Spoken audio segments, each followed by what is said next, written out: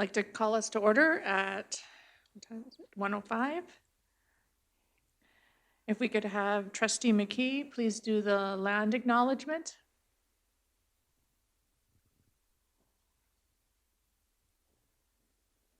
You need to unmute yourself, please, Mr. McKee. Okay, it always just takes a minute for me to get the menu to pop up from the bottom up. So, No problem. okay. Welcome to our division office located on the traditional land and territory of the Nassinipi, the Piikani, Kainai, and Siksika, the Blackfoot people within the Treaty 7 region of southern Alberta. Thank you. If we could all now stand for O Canada.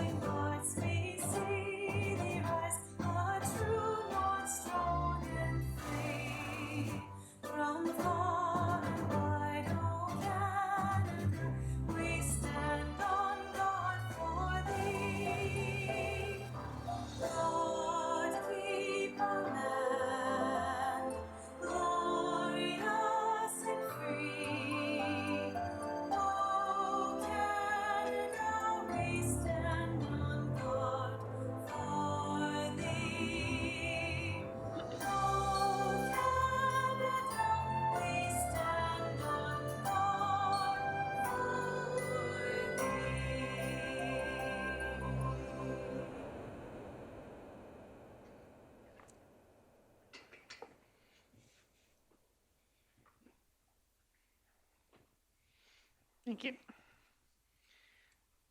If there are no errors or omissions in the minutes of October 14, 2020 regular board meeting of the Livingston Range School Division, it's my recommendation that the minutes be approved by the board as presented. Approval of the consent agenda. Can I get someone to make that motion, please? Trustee Poitras. Thank you. All opposed? Seeing none.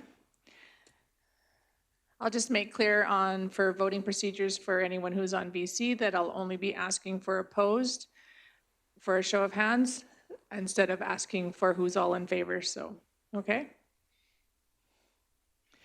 Emergent changes to the agenda.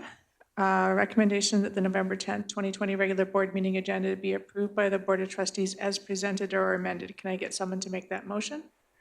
Trustee Burdette? Excuse me? Yes, Trustee Yegas? I have an emergent change to the agenda. Okay.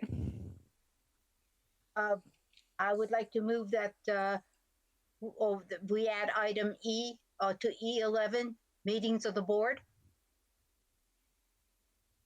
Okay. Thank you. Do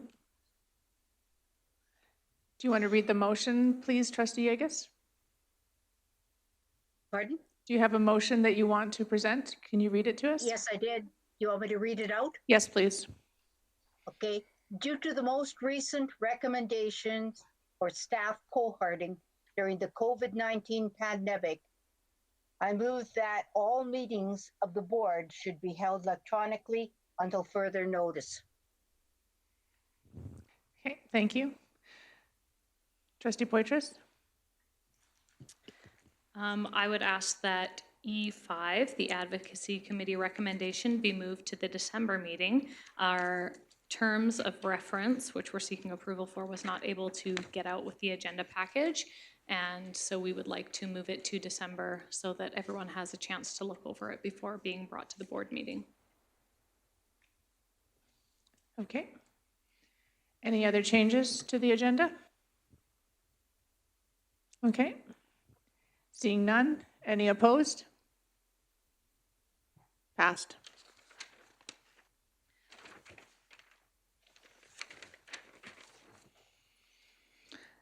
Declaration of conflict of interest. Recommendation that the Board of Trustees declare if they have any conflict of interest relating to agenda items from the November 10, 2020 board meeting, and if so, should declare them.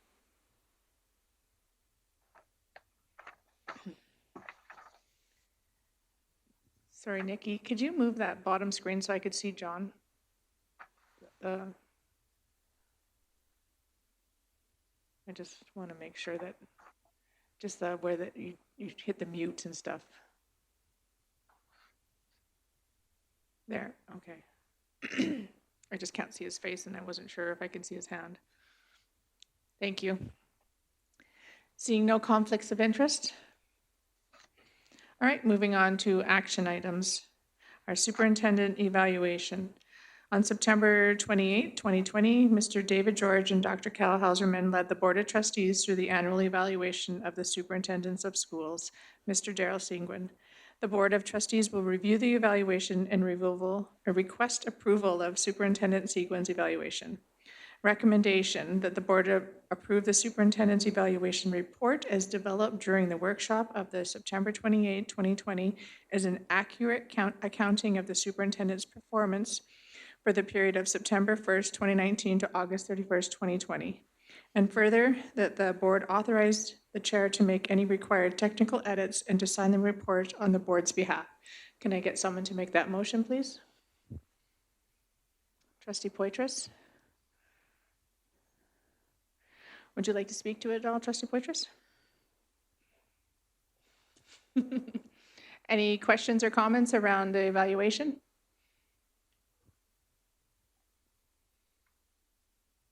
All right. Oh, Trustee Toon. Thank you, Madam Chair. Just want to again thank our superintendent for all his amazing work. There's been a lot of unforeseen things happen in the last year and a lot of challenges that I think we've done an amazing job, and our superintendent and his staff have fared it tremendously, and we appreciate all the support that you give to us as governors, and appreciate everything that you do for us as a board. Thank you. Any other questions, comments? I just want to echo what Trustee Toon just said, and I appreciate working with you, Daryl, very much so. Thank you. So seeing no other comments, all opposed? Okay, seeing none, thank you. Passed. Trustee Yegas? I don't know about the rest of them, but you're all cutting out. But half of what Brad said, I didn't hear. And you are too, Lori, for me.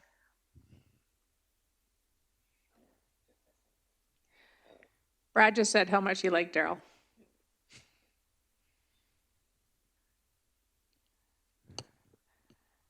All right, moving on to Trustee Poitras.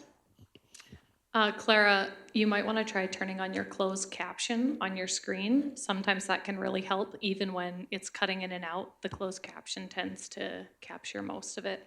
And sometimes it's a little entertaining as well. I didn't hear what you said, Nikki. Oh. You can try turning on your closed caption. It's an option on your screen, and that will help you get a little bit more out of the meeting.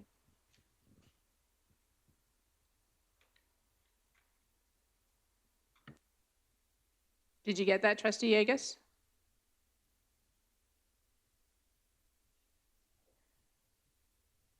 I don't know where it is. Oh, turn on caption. Okay. It's Okay. off now. Is that what I'm supposed to do? Have it on, yeah. Oh, it was on. If it was on, then you would have been getting a script below the bottom of your screen. Okay.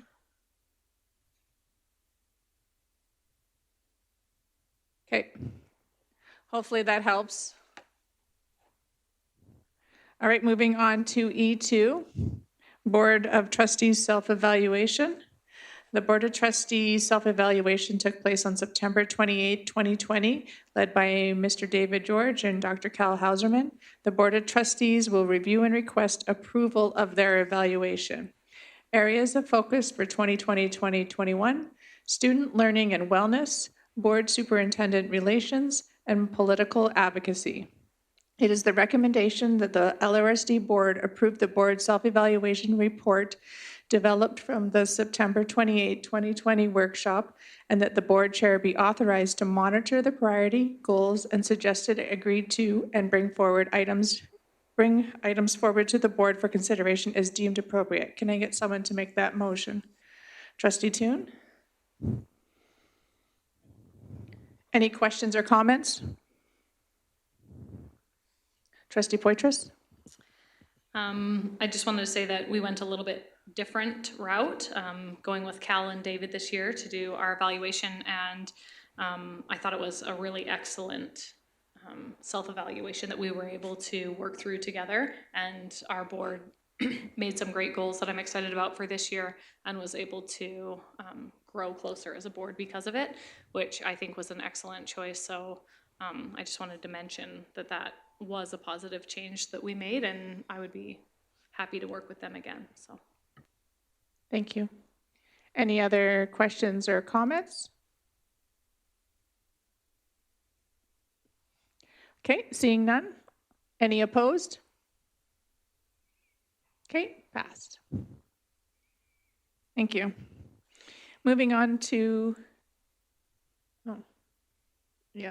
take it. Moving on to E3, IMR results and plan. Do I have to read that? Good. The recommendation that the Board of Trustees approve the 2020-2021 Infrastructure Maintenance and Renewal Expenditure Plan is presented. Can I get someone to make that motion, please?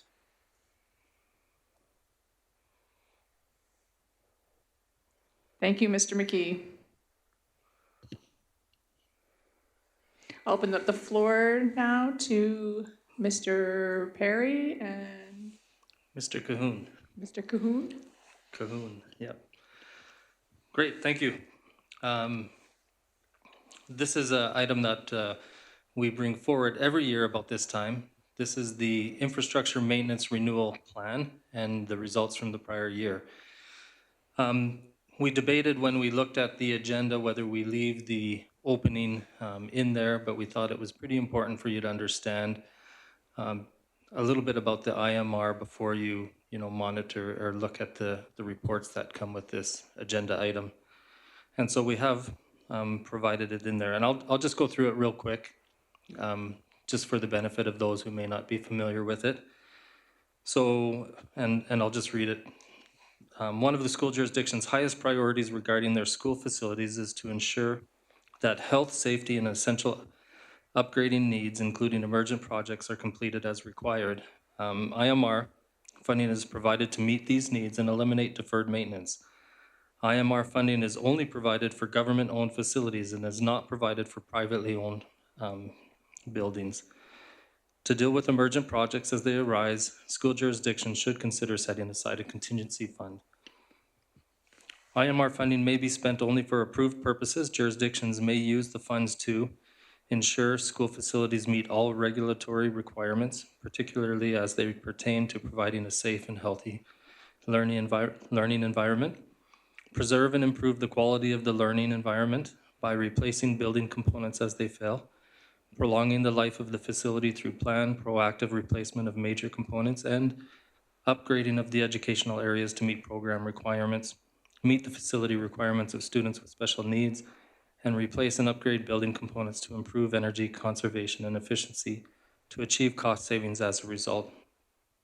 So that is what the IMR funding is all about. We'll talk about the results first from the prior year. So as of the 19-20 school year ending August 31st, 2020, the allocation that the jurisdiction received for IMR is just slightly under $1.4 million. And there's a formula that's used based on square footage, enrollment, and our rural locations to come to that calculation. The carryover that we had was $3.281 million. And the projected interest was just about $58,000 from those funds. So we had just about 4.7 million available. The plan last year was to use just over $2.4 million of that. The actual results of that were 2.452 million, and that's what it was expended in IMR. This report we've broken out into by school, so you can go through and identify the areas that have been upgraded or dealt with throughout the year in the appropriate school. In addition, the planned areas were the first part of the document. And when you get to the end of Crow's Nest Pass, it begins with A.B. Daily again. These are things that came up through the year that needed to be addressed during the year using IMR. So you'll see that some projects were potentially put on hold or carried over depending on what efforts needed to go towards. And some of those included some of the areas at the bottom. So Greg Gordzitza is heavily involved in this process. He's not available at this time. Mike Cahoon is here in his absence, and so he is the assistant coordinator of facilities.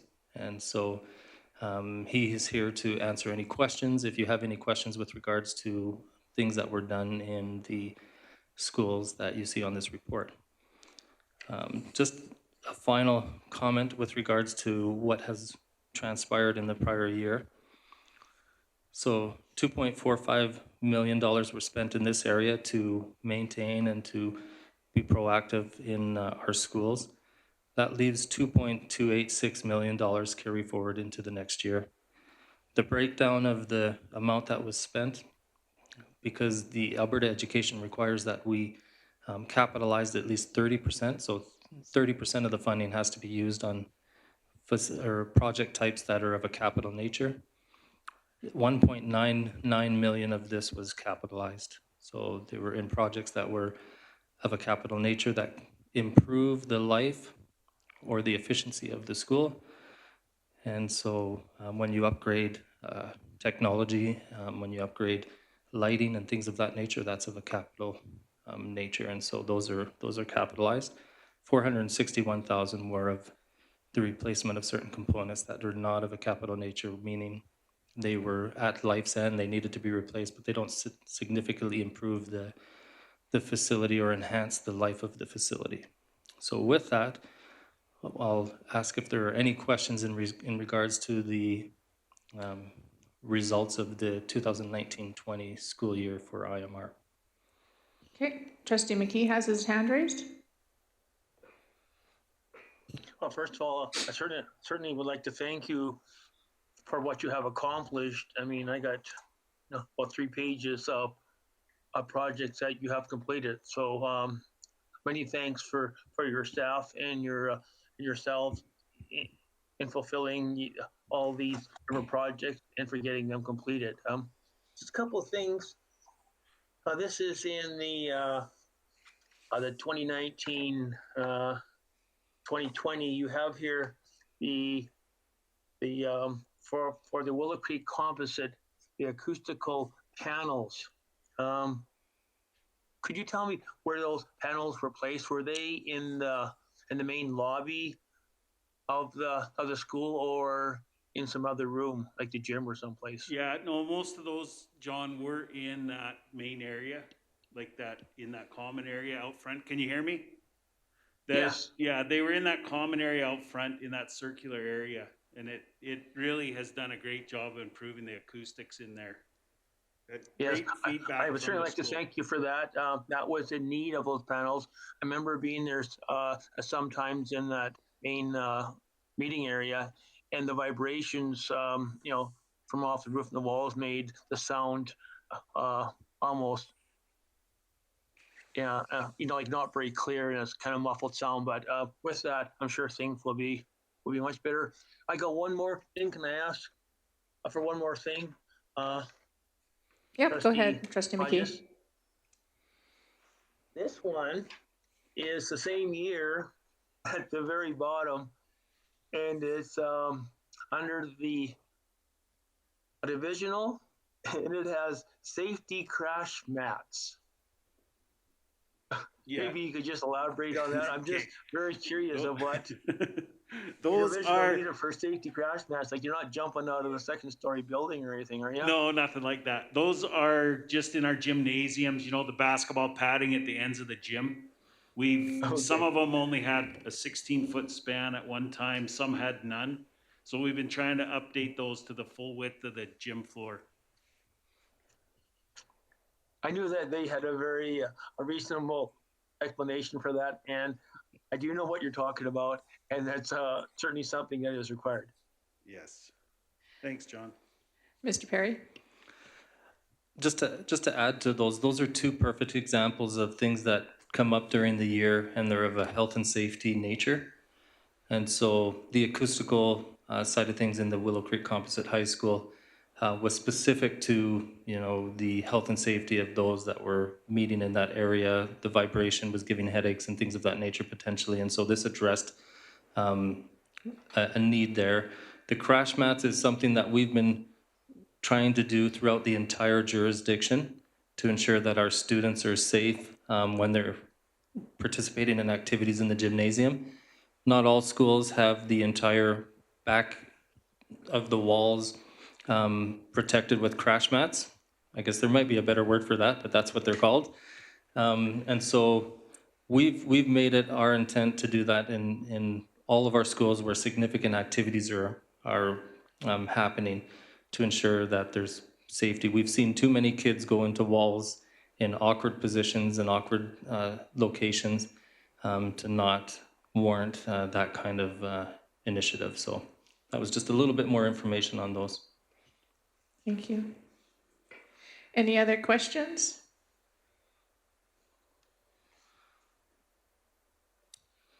Oh, Mr. Perry? Well, I just want to speak to the plan before you call the question. Sure. Okay. So the next item, the next report that you have there is the plan for the 2020-21 school year. We get almost $1.4 million again this year for the IMR projects. Like I said, we have almost a 2.3 carryover.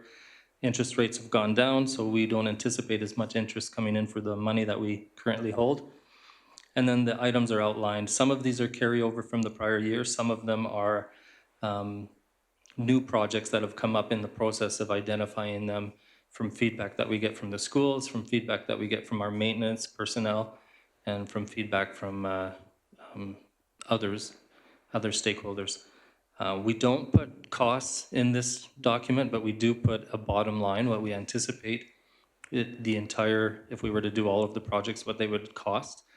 And the reason for that is because they're estimates. And so having a lot of dialogue on why we chose 15,000 instead of 17 or 20,000 or even less for a certain item, we don't do that. We just identify the projects that are needed at the time and the trustees have the ability to see what that would cost bottom line, but also what we prioritize as the main areas that we need to address in the upcoming year for IMR. So with that, the total overall projects are just under $2.3 million, which would leave a $1.4 million carryover going into the new year. And that's about the level that we want to have in the event that we have any emergent type items that we need to address going forward.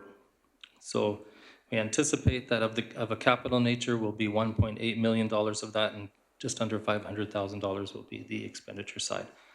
So again, I'll open it up for questions, Madam Chair, for the IMR 2020-21 plan. Thank you. I just have a quick question. We had, I don't know if was it a grant that we received from the government for special IMR projects earlier on that we had to apply for? Do these all work together? Is that part of this plan too? Is there anything that was carried over or needed upgrading, or was all that separate from this? So that was considered the capital maintenance renewal. It's a separate program to the infrastructure maintenance renewal. They are one and the same in that they address similar type projects. So the capital maintenance renewal criteria was the same as IMR, only that those funds had to be submitted and the projects were approved, and they all had to be of a capital nature. And so we have completed all those projects. As of the end of October, we have submitted just the monthly report indicating so that we've completed those projects. The only item that was not completed on that project, and it was the relocation of the electrical room in the J.T. Foster School. And the reason for that is that when we got closer to actually performing the work, we realized that the location that we identified is not the best location for that. And in order to relocate it to a location that would be better, we need to continue to have that in the proposed modernization on our priority listing. And so we've communicated to Alberta Education that that project will not be completed until we're approved for a modernization with the J.T. Foster School. And so it's not a health and safety issue at this time. It was just being proactive and a proactive approach, but it's a bigger scope than we anticipated, and it needs to be involved in a major modernization. And so we've communicated that to Alberta Education. That was a $200,000 estimate. So those funds will be returned to the government, but there was no approval to use them in any other way. So every other project was completed, and we spent almost the entire amount that we were allotted for that. So that's a long answer to your question with regards to whether it's the same program or not. CMR is a different program. This is the infrastructure maintenance renewal that is ongoing. What it looks like going forward, whether they mesh the two programs together or not, I'm not sure. But all we know is that we have just under $1.4 million this year for IMR. We've submitted the list, and you've seen that list for potential projects of CMR going forward. That's what we know at this point in time. So. Okay, thank you. Trustee Poitras? I know that we're moving to have locks put on all the schools and the doors. I was just wondering, I know it's a big project for every school. How is it going, and is there a time that you're hoping to have it all done by for all of the schools in the division, or? At this point, we've been hesitant to set a completion date. Yep. Because what we're working hard, like most of the schools in the West, the wiring is in place. They're working hard this week, throughout the entire week, even on our wellness days, to keep working towards it. Yep. I mean, we're thinking Christmas, but we're not really wanting to commit to a date. Yeah, well, we really appreciate all the hard work, and we know that there's been a lot of things that have had to take priority with COVID standards and all of those other things. So, you know, we appreciate you guys just being out there, especially on days like this, doing the work. So Thank you. we appreciate it, and looking forward to having those things done. Thank you. Any other questions? Trustee McKee?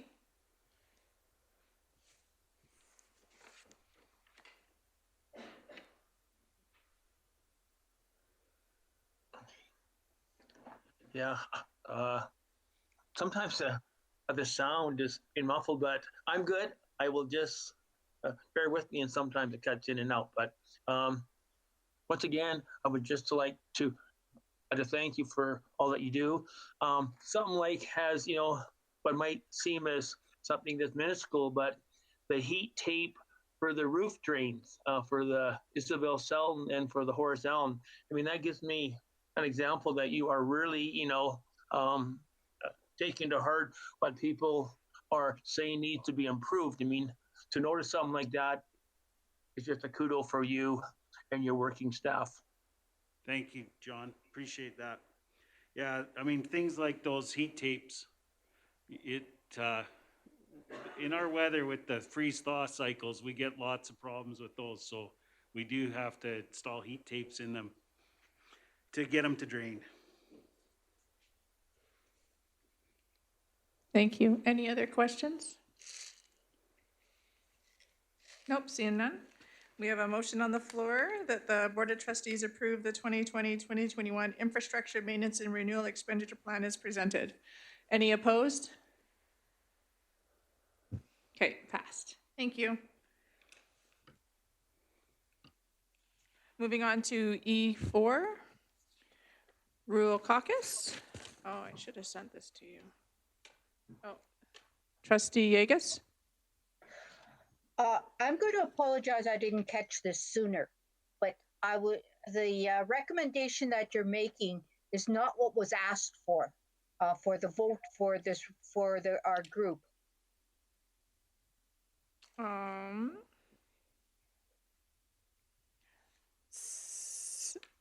Sorry, Trustee Yegus? Could I move what the recommendation what we were asked to approve as a, So how about I as a put the group- as a recommendation divi- as a motion on the division? floor and then you can amend it? what's that? How about I put the recommendation motion on the floor and then you can amend it? Or would you rather just do that now?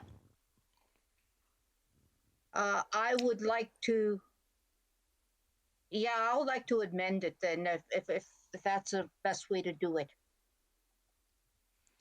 Okay, what would you like to amend it for? Oh, you want, okay, I was confused by what she wanted there, Okay. sorry. I will move it Okay, and then amend it. okay, okay. Recommendation that as a member of ASBA Rural Caucus, the Board of Trustees accept the terms of reference and the 2020-21 budget. Trustee Yegus is making the motion. Okay, Trustee Yegus, I'll open the floor up to you. Okay, and the motion that I would like to make is that as a member of the ASBA Rural Caucus, the Board of Trustees accepts the extension of the term of the vice president, the vice chair, and one director for one more year.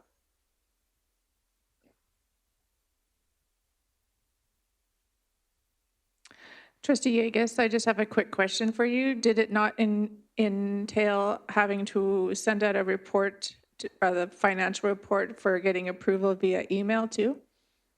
Nope. Nope, the financial report has been approved. Okay, You approved that in June. And that was sent out in June. And no, never mind, okay. okay? Could I explain it now? Let me just read it back to you just to make sure that we captured it. That as a member of the ASBA Rural Caucus, the Board of Trustees accept the terms of, no, we got to take the terms of reference out of there. Oh, yeah. Accept the extension of the vice chair and one director for 1 year. No. So that okay, I'm going to just reread it. That the ASBA, that as a member of the ASBA Rural Caucus, the Board of Trustees accept the extension of vice chair and one director for 1 year? Yeah. Okay. Yes. You could add on as provided. No, never mind. No. Forget it. I know, but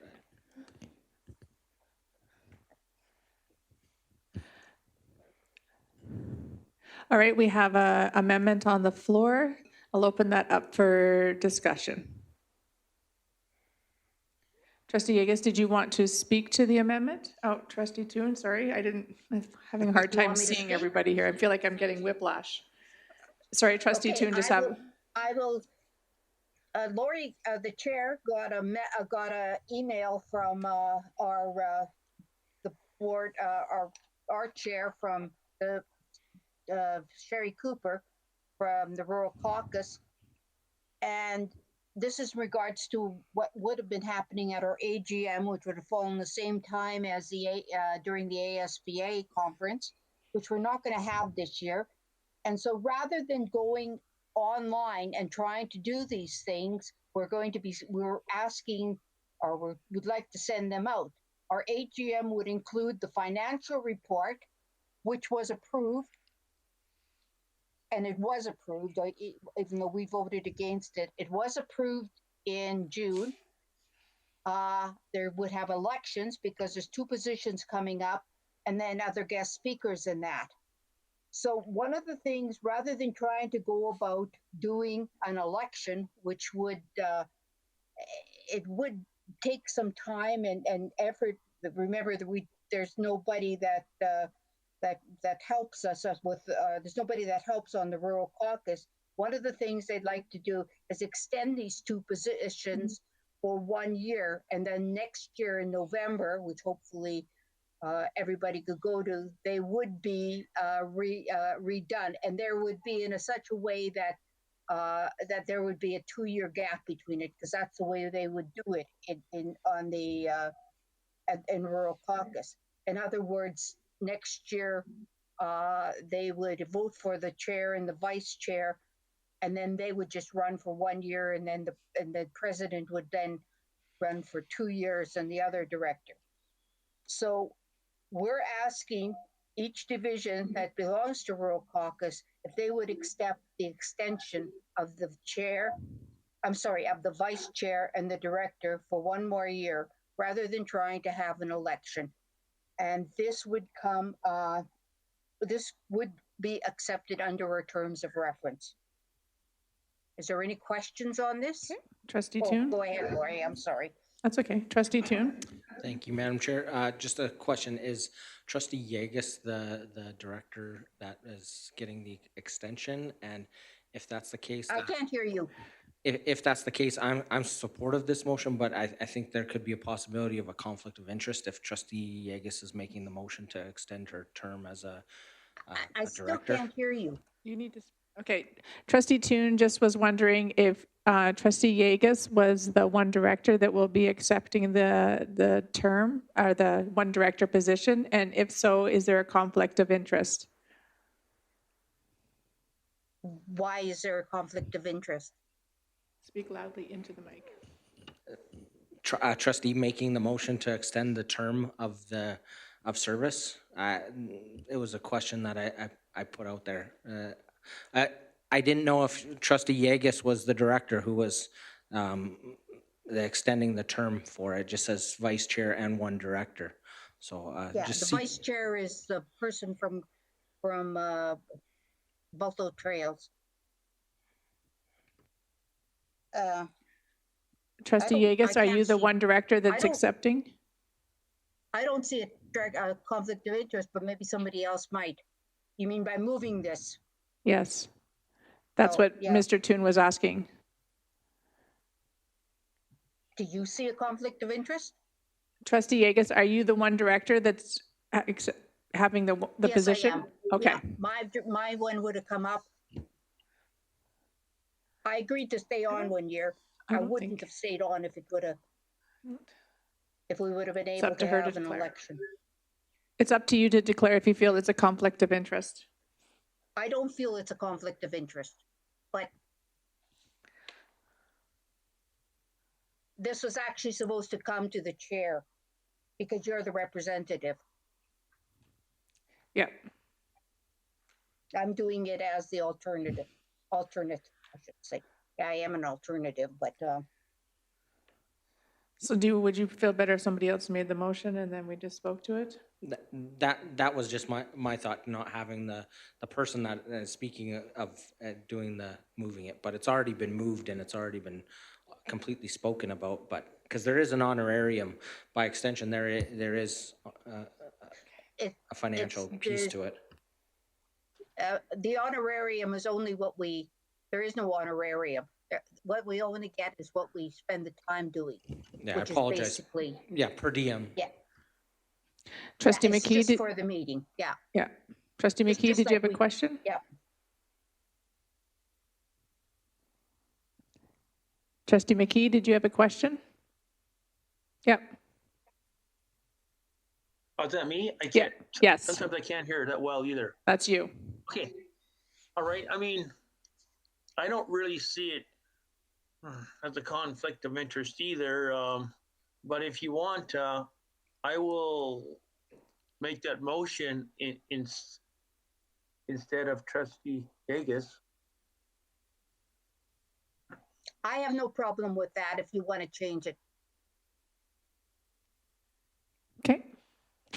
Trustee McKee would like to make the motion of the amended motion that Trustee McKee moved that as a member of ASBA Rural Caucus, the Board of Trustees accept the extension of vice chair and one director for 1 year. Okay. Any other questions or comments around that? I appreciate will this ju- being, go ahead, I'm Trustee sorry, Yegus. I will just go on and say I got an email from Anthony this morning saying that you have received the money. I think it was for the last year and a half, and he asked. I think it was $600. He said that that they reimbursed from what we paid for my expenses. Okay, thank you. Now I can't remember what I was going to say. If there's no other questions or comments, any opposed?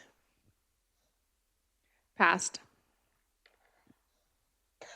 And can I ask the chair, as you're the representative, to please send in what we have done, because they're waiting right now for the from all the boards to see what happens. Okay. Thank you. I will do that. Thank you. Moving on to E6, board policy. Recommendation that the Board of Trustees approve the changes made to Board Policy 8, board operations as presented or amended. Do we have? Yeah.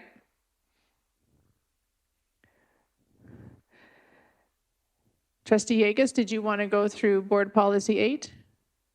Yeah, did somebody make the motion? Sorry. Can I get someone to make the motion, please? I'll make the motion. Okay. Okay, just to get us done. Okay. At one point when we were having a discussion, it came up about about some payments and where it should come from, and there was some confusion over this part of the policy. So the recommendation was, and I just lost it here, that we add this on to their honorarium part, which is the end of policy 8 on remuneration, and this would be for let's see, it's the F on 5. Oh no, I'm sorry, I'm having trouble.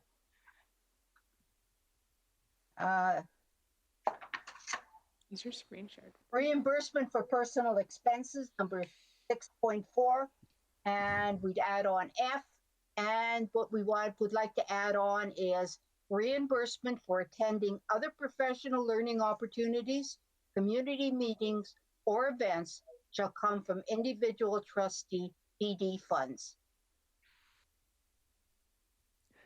Okay. Any other questions around that?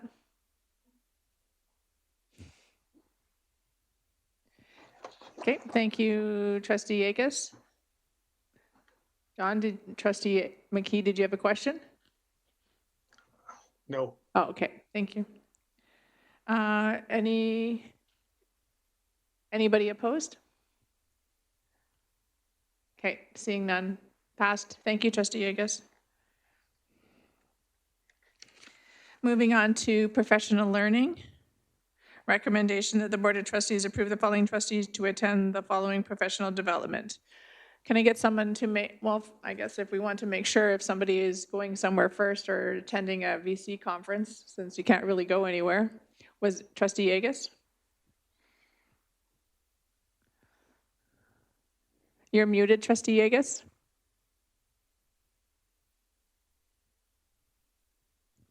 We got information from the Public School Board Association about some virtual PD sessions they're having by Zoom in November. And I would like to ask permission if I could attend them. They cost $50 each, And I would like to, there's three of them. One is on November the 19th. One of them is on November the 26th. And one of them is on November the 30th. The one on the 19th is on political landscapes, and I think that will be very interesting because we've seen that before. And I don't know if the ASBA is going to have anything on that. The one on the 26th is on inclusion, diversity, and unconscious bias. And the one on the 30th is on 5 brave moves to write the next pandemic chapter with Jody Carrington. And I also think that will be really interesting, and it also might help us with our crisis response committee also. So I would like to get permission to attend it. As I said, they're $50 each. Okay, thank you. Trustee Toon. I would like to be added to the list. I think I'm going to for sure do the last one, but if we could just have my name included for those 3 items as well, please. Trustee Poitras. Yeah, I will not be attending the 19th as we have our student leadership, but I would like to attend the one on the 26th and the one on the 30th as well.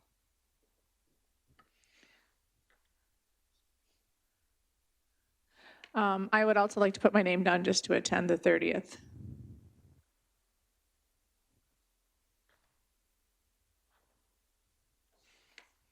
Any other PD opportunities? Okay, can I get someone to make the motion then, please? Trustee Poitras? So the motion on the floor is that Trustee Yegus has asked to attend the PSBAA for November 19th, 26th, and 30th, along with Trustee Toon. Trustee Poitras has asked to attend the 26th and 30th, and Trustee Hodges has asked to attend the 30th. Any opposed? Seeing none? Passed. Thank you. Moving on to E8, Audit Committee. Recommendation that the Board of Trustees approve change to the Audit Committee terms of reference to include the definition of quorum for the committee. Can I get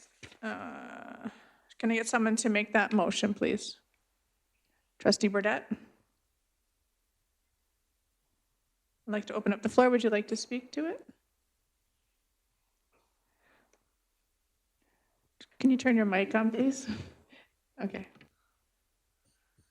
I believe this is just housekeeping so that we needed to know what the definition of quorum was for these meetings. So it's a housekeeping change and to make clear things up.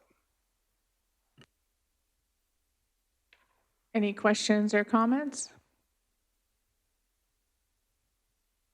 Okay, seeing none. Any opposed? Okay, passed. Moving on to E9, Audit Committee Quarterly Financial Reports. Recommendation that the Board of Trustees delegate the responsibility of reviewing the quarterly financial reports to the Audit Committee, and the committee would bring back to the board a recommendation for approval once reviewed. Trustee Toon, were you making that motion? I can, Madam Chair. Thank you. I'll open the floor up to you. Thank you. Again, similar to the last motion, this rose from discussion that we had at our audit committee. And again, really appreciate the addition of our 2 public members. And in discussions with Mr. Perry, the recommendation was to help facilitate the work of the audit committee. It would be prudent for us to review the quarterly financial reports and help alleviate some of the burden from the board, for them not to be presented, but for us on a committee level to have more time to review them and discuss them and bring forward a recommendation of approval to the board as a whole. So that's what we are bringing forward to the board today. And I'd ask Mr. McKee or Mr. Burdette, Trustee Burdette, to add anything that they have to the item. Trustee McKee or Trustee Burdette, would you like to add anything? No, I will. Okay, thank you. So I believe it's just, I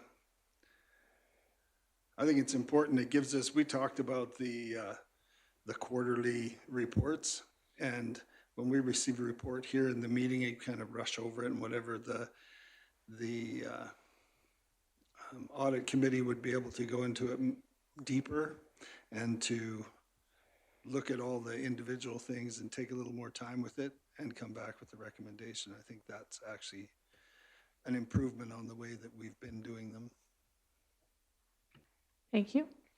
Trustee Yegus, I see your hand up.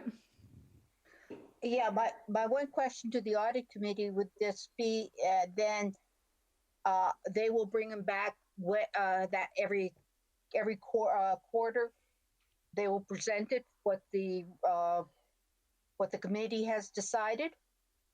Or are they planning on do it all in one time, or will they be doing this every quarter? Trustee Toon? They would be brought forward quarterly as they were with a recommendation for approval by the board from the audit committee. So yes, quarterly, Trustee Yegus. Any other questions? Okay, seeing none. Any opposed? Passed. Thank you. E10, Remuneration Committee Technology Allowance. The recommendation that the Remuneration Committee create a technology allowance framework for approval at its future board meeting. Trustee Toon, were you also making this motion? Yes. Great, thank you. And I'll open the floor to you.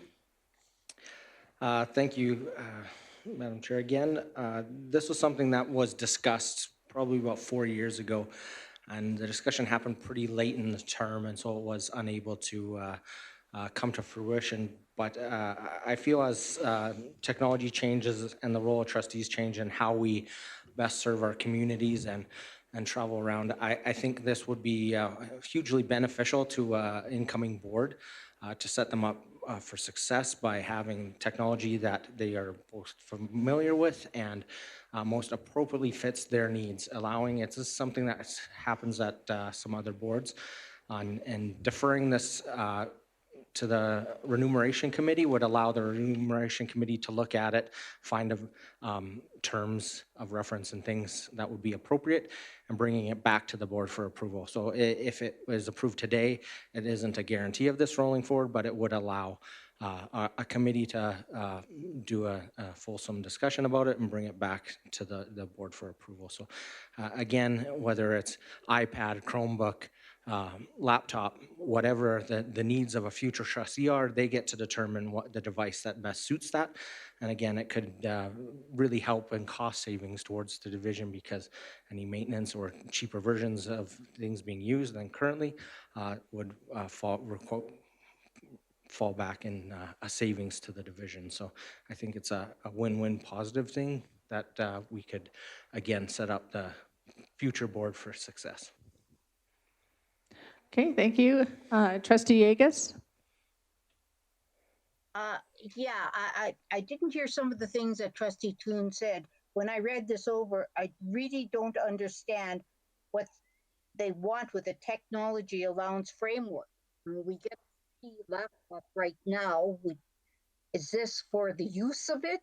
And what else are you talking about? Maybe running stuff off? I would like to know what other technology as a trustee that we are using. Trustee Toon? Yeah, it's sorry, it's unfortunate.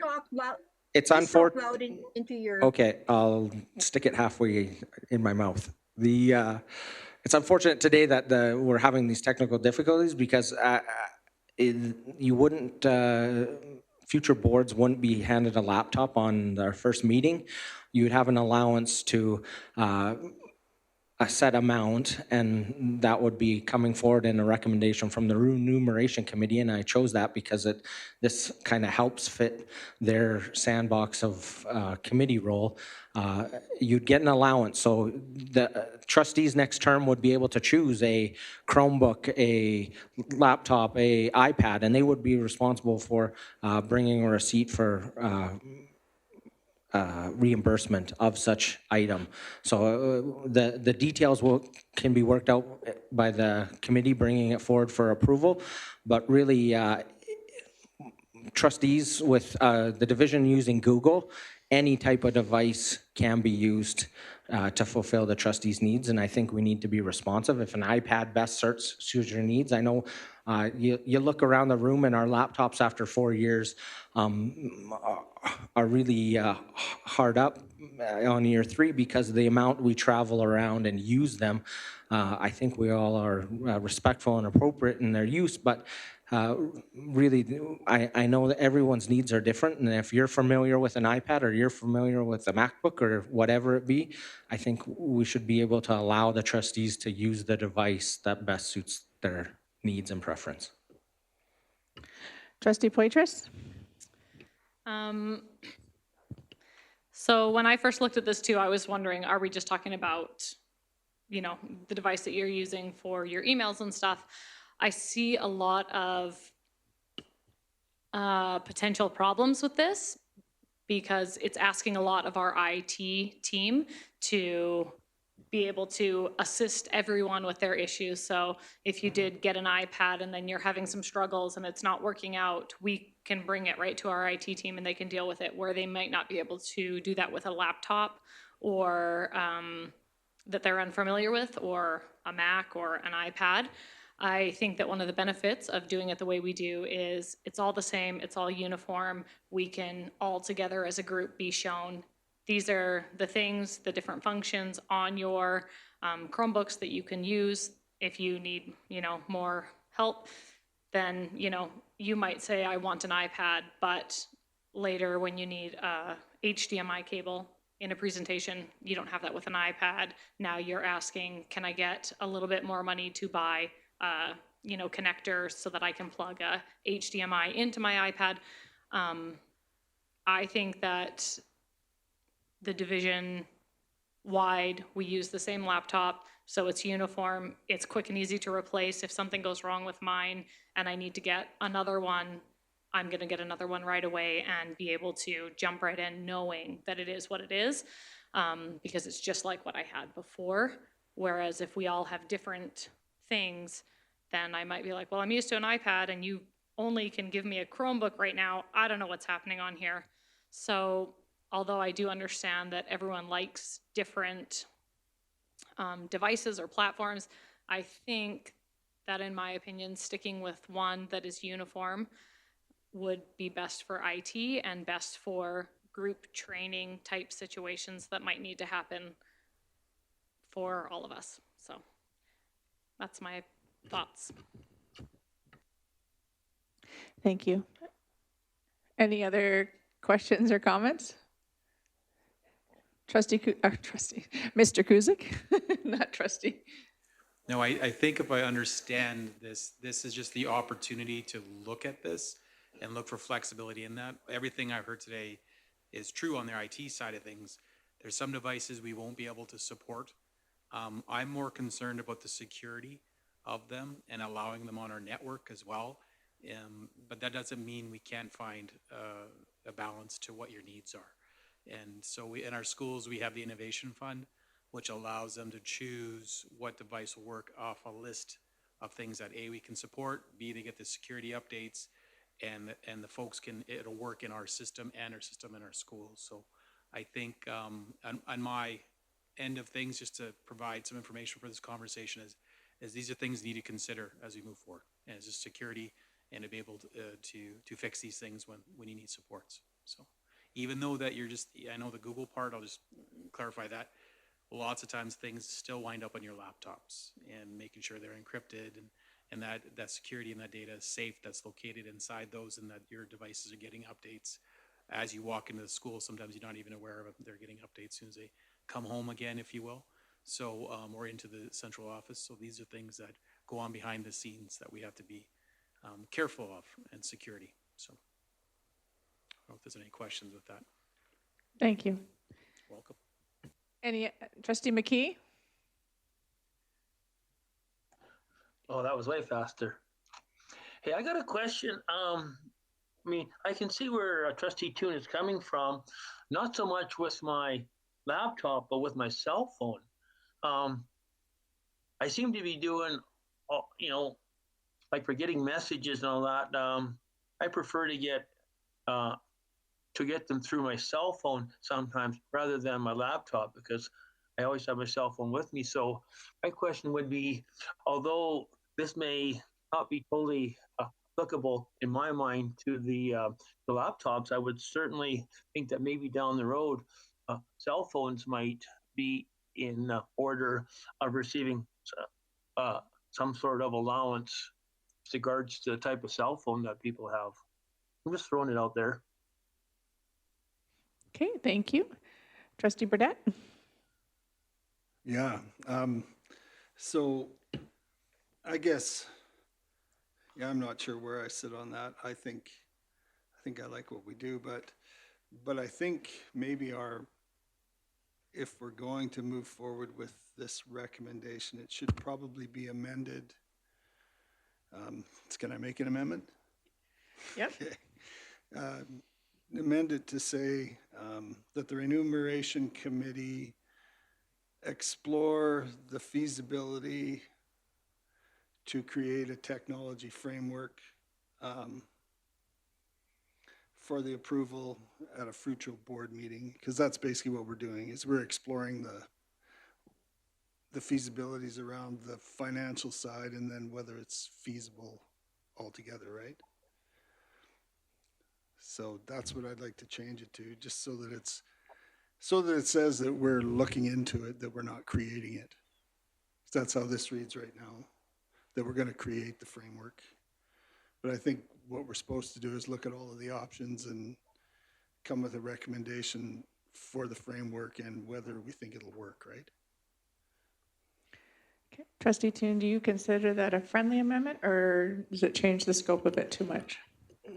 My fear is that with the original motion, it's clear that you asked them to bring something forward, where now it's up to the committee to decide if anything comes forward back to the board for approval or not.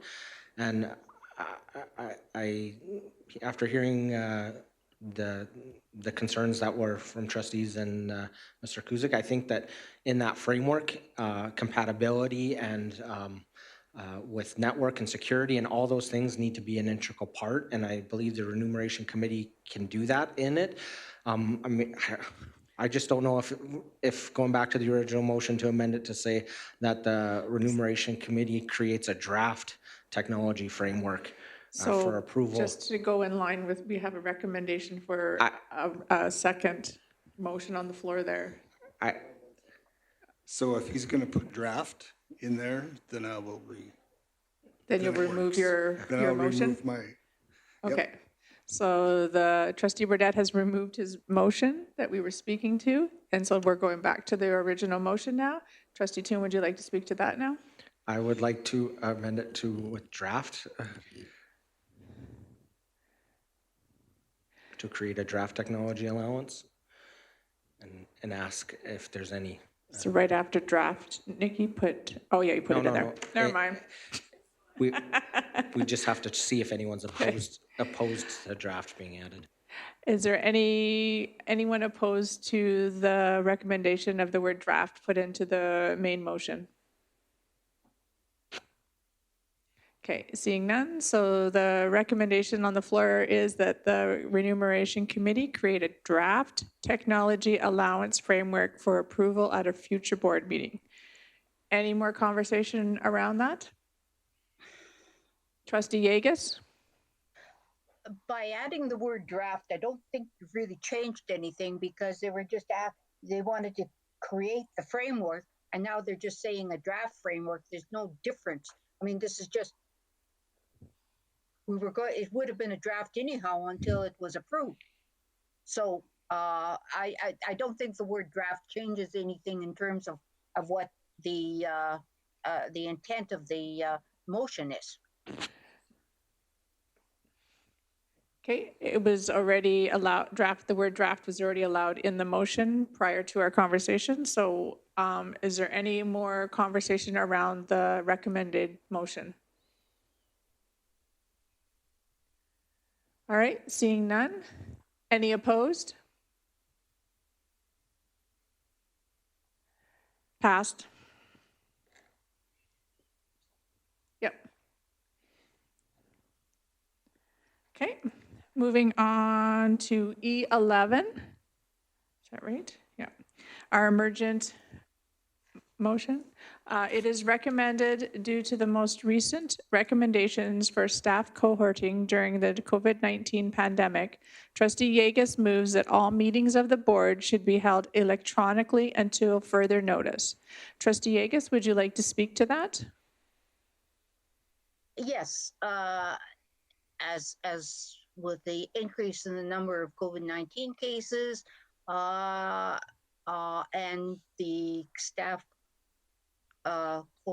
cohorting what is going on, we should be looking at, as an example, holding our meetings once again electronically until such time that things or whether there's a word for that they're using right now. So that's it. Okay, thank you.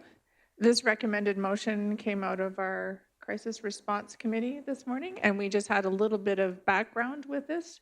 Would you like Mr. Seguin to just provide a little bit of background? Sure. All right. Yes, there were some changes recently made in the Alberta Health guidelines around school reentry, and it talks in there specifically about staff and cohorts, and it talks about staff not being a cohort. So even though we work closely with one another, the recommendation comes forward from Alberta Health Services because if an entire staff were meeting together in one room and one of those staff members was positive at the time, then the entire staff would need to quarantine for the 14 days. And that would impose very tough circumstances for the school to be able to continue to operate. And I know that trustees are a little bit different and a little bit removed from a school, say, setting, but in essence, the trustees can still be considered a staff, and the same sort of circumstances would apply.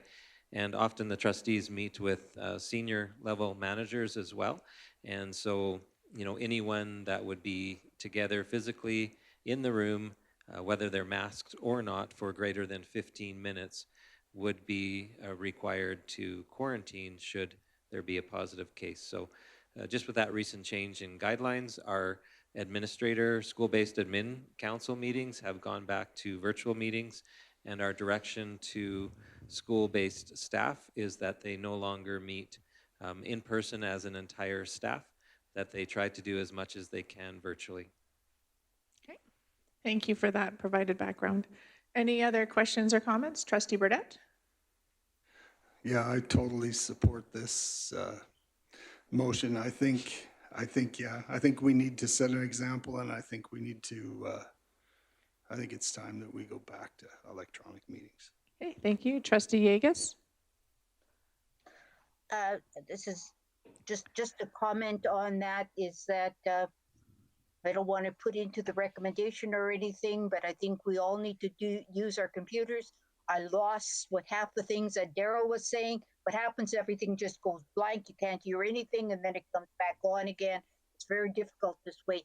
I have no problem hearing John at all, or Nikki when she talks, because they're on computers. But when you're using that board, and we had that problem last time, it is very, very difficult to hear everybody. So please, let's all use computers. Okay, thank you. Trustee Toon? Thank you. Yeah, I agree with the new guidelines and recent spike in cases in our communities. I think this is very prudent and applaud the board for considering this. Any other conversation? Okay, anyone opposed? Oh, trustee McKee? Okay, well, No, sorry about my delay again. that's okay. I certainly agree with, with the virtual meetings. Only time, like I said, I'm having a hard time hearing some of this conversation as well. I mean, especially for for a smaller committee, like, I'll just throw out there like the policy committee, when you have to start, wordsmithing, like a lot of what you're going through. I mean, it's fine to do that through a laptop, but I mean, of course, best would be to do it in person, where you have the direct dialogue and you can actually see what's occurring at a much clearer a position. But I mean, during this time, I mean, what, good, better, best? Well, the best would be, going virtually. Sometimes I wonder, or maybe some other trustees could just ponder the situations that for some committee meetings, if it would be possible to follow the best protocols and perhaps have an in-person a meeting with a small group. Thank you, Mr. McKee. So no other conversation? Oops, Mr. McKee accidentally hung up. He'll be back. It happens. Okay, so if there's no other conversation, any opposed? All right, seeing none, passed. Thank you. All right, everybody, we're moving on to discussion items. Oh, Mr. Toon? Trustee Toon? Yeah, just a sec. I'll do this now. I have a notice of motion for next board meeting. Okay, I'll let Nikki write it down. I can email it to Nikki.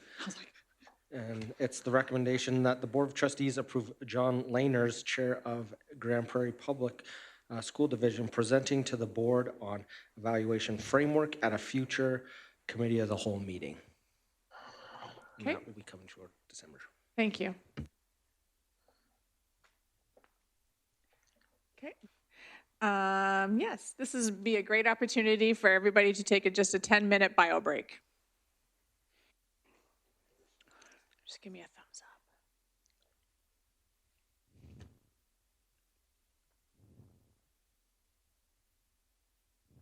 Welcome back.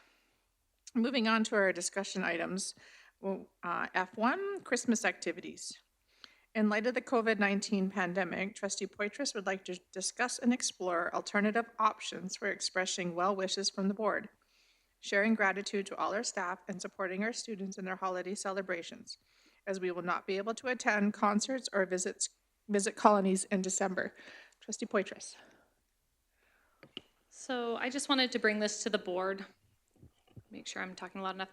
As we won't be able to do these things, I wondered if the board had any ideas or thoughts on ways that we can express our well wishes and gratitude to the staff, and also well wishes to the students, perhaps in a video or by sending something to the schools. I just wanted to see if anyone had any thoughts, if they thought this was something that would be worth doing, or if maybe this year just nothing was done from the board. So. Okay, anybody have any comments? Trustee Yegas? I didn't realize that there was no sound at all until the last part, and I don't even know who was talking. So, whoever said anything, could they repeat it, please? Yep, 'Cause we Clara. didn't hear anything. So for those who are VCing in, I was hoping that we could discuss alternative options for expressing our well wishes and gratitude to the schools, to the staff, to the students, as we will not be able to go to their Christmas concerts this year or visit any of the colonies. I didn't know if maybe we wanted to make a short video or if we wanted to send out, I know that our colonies, not all, or the majority of them would not be able to watch a video. I don't know if sending a gift basket with a few new books and some candy canes to each colony school or something along that lines was something that the board would think would be well worth it, or if maybe this December we just aren't able to reach out in any way. So I just wondered if anyone had any thoughts or ideas, or what they thought about the ideas I maybe mentioned. Okay, the floor is open. Is anybody, Trustee Yegus? In the past, what we did is, rather than giving chocolates, remember, we sent out the so much money to each $50. charity, to a charity of their choice, I guess it was. And I wonder if that is one, if we're still going to do that. I thought that we had stopped doing that last year. Did we? I can't remember. We didn't? Oh, yeah, we don't do that anymore. I was pretty sure that we had stopped doing that because it just didn't have the same meaning behind it that we were intending. So I'm definitely willing to explore some ideas because we're not going to be able to go to Christmas concerts or, like Trustee Poitras said, attend any of our colonies to do visits where we can deliver the candy canes or read the books with them. And I love the book idea because it's something that the kids can use over and over again. So Trustee Poitras, I saw your hand up. So I guess instead of just leaving it wide open, I would say that that would be my suggestion, is that we make a $50 gift basket of maybe 2 or 3 books and some candy canes to send to the colonies, and then maybe the board or just Daryl and Lori could make a video of well-wishing to the students that could be played on the last day of school, or maybe, well, anyone. It doesn't have to be you two. But that just expressed, you know, it's been a difficult year and we hope you all take Christmas and have a wonderful, happy, healthy Christmas break. That is what I envisioned maybe doing. So I guess, what are your thoughts on those 2 options? Would you be in favor of something like that? Okay, thank you, Trustee Poitras. Anybody have any comments or questions? I can't see John's head. No, it's Chad. Can you move that? Trustee Toon? Yes, I appreciate Trustee Poitras bringing this forward. I think that it's really important that we continue to show our gratitude for our staff and our students at the holidays. I think if she were willing to put forward that in a motion, I would support that our chair and send out a well-wish video with along with administration and the baskets to the colony schools. Trustee Poitras, are you willing to make a motion? Yep. So I would make a motion that the Board of Trustees create book and candy cane gift baskets for our colony schools, and that, Can we put a value amount on that? yep, $500 gift baskets, $50. Okay. Did you want me to specify the chair and the superintendent, or I think it could be anyone, so what do you two think? Okay, I'll just make the motion.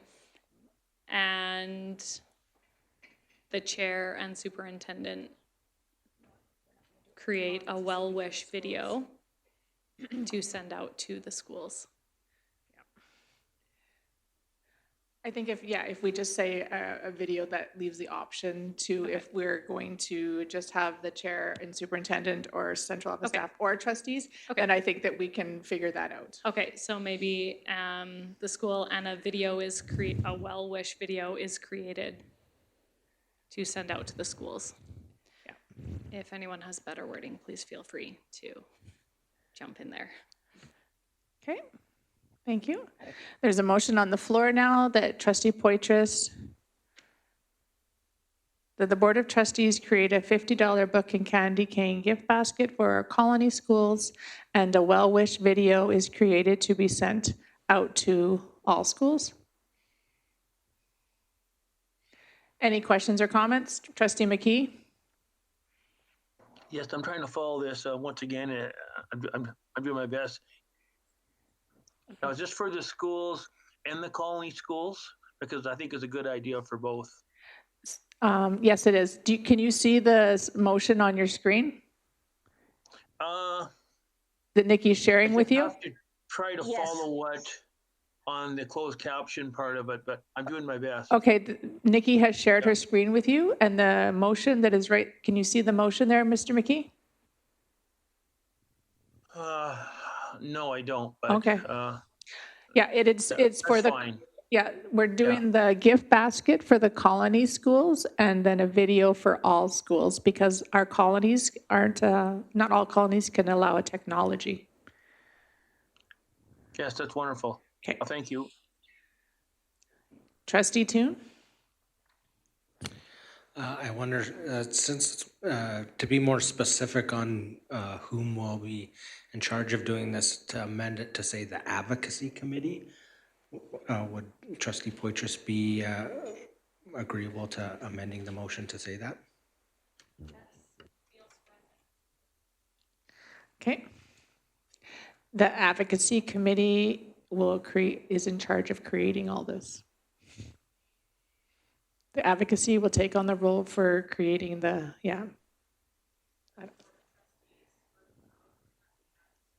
direct the advocacy committee, to create, Oh, that makes me dizzy. Yeah. Okay, so the friendly motion now reads, trustee Poitras moved that the Board of Trustees direct the advocacy committee to create a $50 book and candy cane gift basket for our colony schools, and well-wish video is created to be sent out to all schools. Any other conversation? Trustee Yegus? I can see the creating a well-wish video, but how do we create the $50 book and candy cane basket? What is the intent behind that? To purchase, do you want to address that, trustee Poitras? Okay, I think the intent behind it is to organize the gift basket to go purchase a couple books for our colonies and some candy canes and have it delivered. Okay, could I Yeah. ask another question? Yeah, As we shouldn't be traveling to the colony schools, will we give it to the principal of the yes, school to give out to each of the colonies? yes, we will not be going to the colonies. Okay, did that answer your question? Yeah. Okay, thank you. Any other questions or comments?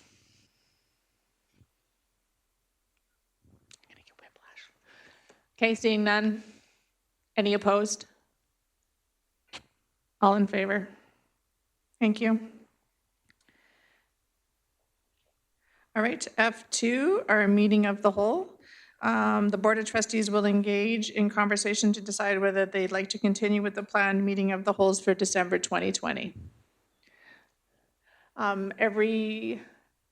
Every year, we set out our meeting of the wholes throughout the year, but then we come back and have a conversation to see if they're all viable. And sometimes we decide that we don't need to have as many meeting of the wholes as we have scheduled.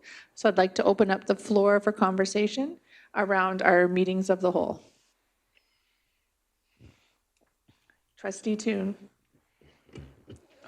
Thank you, Madam Chair. Speak into the mic. Is there any recommendation coming forward from the chair or our superintendent on dates they feel that we could help alleviate some of the burden of where we have meetings either close together or that might seem redundant at this point.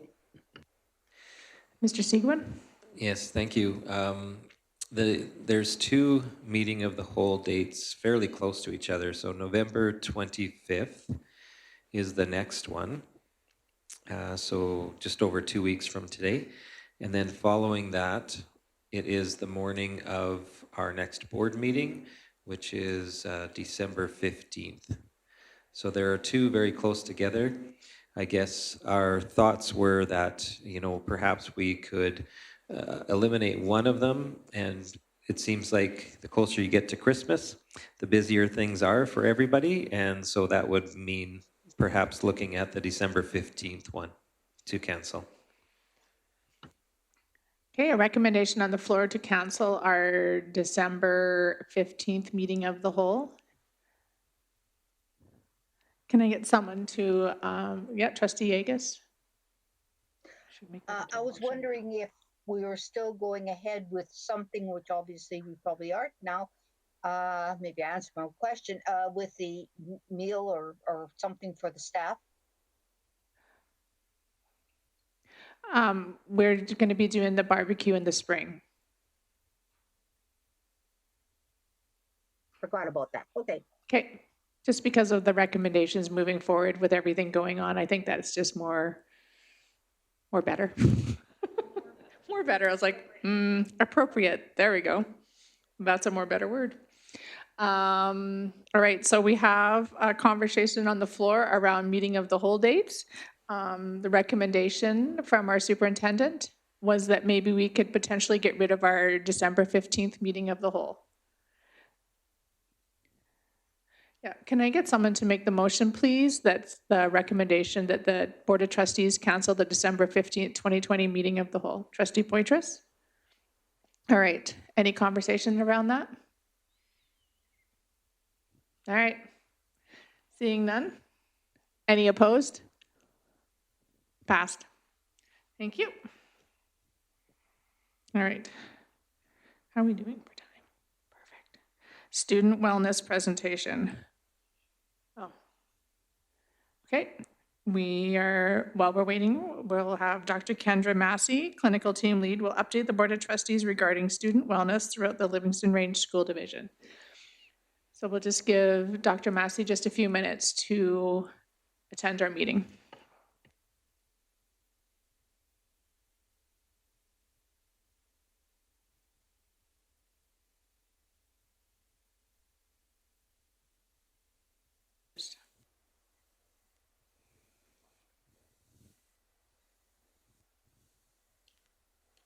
Okay, instead of student wellness program, our presentation, we are going to have our presentation from our transportation bus driver recruitment.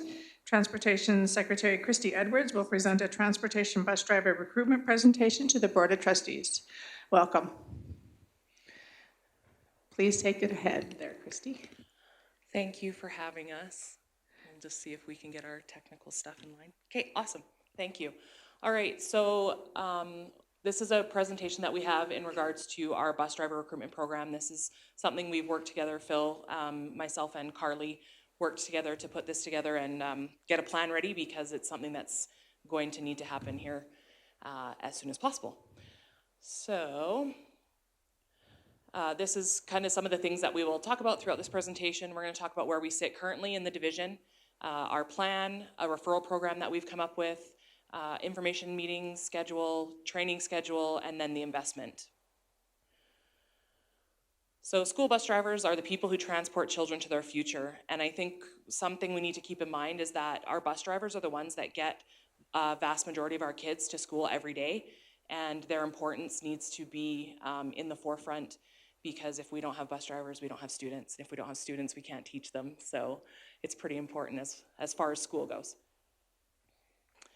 So I did some research on the Province of Alberta website in their employee section, and 55% of employers have recruited bus drivers in the last 2 years. Of those 55%, 20% of those recruiting employers experienced hiring difficulties. And we know through our industry that this is only going to continue to increase as many of our bus drivers begin to age and retire. The hiring pool is going to begin to shrink because there's going to be more and more demand. So I just wanted to give you a bit of a heads up on where we are in each community in our division as far as bus driving goes. In Nanton, we have 7 regular routes that run every day. The average age of our drivers there is just under 57. We have 3 spare drivers in that community, and we only have 1 of those spares who is waiting to become a regular route driver. In Stavely, we have 4 regular routes, and then the 2 express routes that go to JT Foster and Willow Creek Composite, and their average age is just under 60, and we have 2 spare drivers, none of which are interested in becoming regular route drivers. In Claresholm, we have 7 regular routes. The average age is just over 55. We have 4 spare drivers with 1 waiting for a regular route. In Granham, we have 2 regular routes and the 1 express that takes the high school students into Claresholm. Their average age is 60, and we have 0 spare drivers, as well as just to note that one of our regular route drivers already comes from Claresholm every day to drive one of the Granham regular routes. We did not have anyone in the Granham area that was interested in driving, so that's something to note that's specific to them. In Fort Macleod, we have 6 regular routes. The average age is 63 and a half. We have 4 spare drivers and no one is waiting for a regular route at this time. In Pincher Creek, we have 10 regular routes. The average age is 53. We have 2 spare drivers and again, none waiting for a regular route. In Lumbreck, we have 4 regular routes. We have 58, the average age is 58 and we have 0 spare drivers there. And in Crow's Nest Pass, we have 7 regular routes. The average age is 56. We have 5 spare drivers and 2 are waiting for regular routes. So as it stands right now, Crow's Nest Pass is actually our little safety net in the division because they're right now set up with the best scenario moving forward. But it's pretty clear in every other community that we are in desperate need of an influx of drivers. Some more stats, we have 17 male drivers and 30 female drivers. 64% of our drivers are female, and the average age across the division of all of our drivers is 57.76. So as you can see, our entire driving force, we're getting closer and closer to retirement age. So we really do need an influx of younger individuals who are willing to drive and take on that position. So now our next question is, what do we do now? We know that we have an issue. We know we have a problem that's coming. So how do we fix that problem? Well, part of our plan is to build a brand for the transportation department specifically and to invite individuals to come and ride with us and to be a part of our team. So we worked with Carly to come up with this program. So our recruitment plan includes using our employee base as all of LRSD and to send out a referral request and invitation to every employee that works for Livingston Range School Division. We have lots of employees who work part-time hours who would potentially be able to benefit from driving bus as well. So we could help them make up those extra hours and potentially pay full-time wage from the school division. They would just be working in different departments. So we want to be able to utilize that as well as, I mean, we have, I don't even know the number of how many employees we have, but it's an easy ask of all the people that work here, all the teachers, EAs, custodians, maintenance staff, everybody. We all have our own social circles and we all have our individuals that we connect with. And so that's an easy way to get out the word that we're looking and an easy way for some of them to earn a little bit of extra money, which we'll talk about in a minute. The other thing we'll do is newspaper ads. We are going to focus on specific communities that have the highest need and use their newspapers to, again, allow people to know that we're looking for drivers. The unaddressed ad mail is a flyer that will basically go out into mailboxes. We are going to target the agriculture sector, mostly because those people are the most likely to have a Class 1 or Class 2 driver's license already, and it's less expensive for us to train somebody who already has a Class 1 or 2 than to put them through the entire training that they would need to get that license as well. So the reason we're targeting the MD boxes is for that reason. Some of the other things we're gonna do is some radio ads, social media posts, we have YouTube videos. One of the other things we thought of was a little bit out of the box was to partner with our local Chamber of Commerce. in the different communities. We know that lots of small businesses are able to take on part-time employees, but lots of people need full-time work. So we're hoping that with the Chamber of Commerce partnerships, we can offer the opportunity of flexible work hours with these other employers so that we can offer the other half of employment. And as long as that employer is willing to work with us and be flexible on their hours, they could drive bus and work for a local employer as well. So we're hoping that that might garner some results there. One of the other ideas that came about was to use our community congregations. We have a fairly religious base around us, and we have lots of opportunity to advertise and potentially get the word out through news bulletins and advertising within those community congregations there as well. And then our last ditch effort, if none of this works, is to go with the lawn signs and billboards and really just blanket every possible piece of property we have in any community with lawn signs and billboards and things to really be flashy and have everybody know that we're looking for drivers. And we really hope it doesn't come to that. We hope that we've reached our goal before we have to do that. But it's there if we need it, and it's something that we are thinking of. So, pardon? It might just come to that. Yeah, that's like last ditch. So our referral program that I talked about, so the idea is to send out the referral request flyer to all of our LRSD staff. They would fill out the referral form on the LRSD website, and then from that referral, it would come straight to my inbox, and I would then send out the invitation for an information night to the individual that's been referred.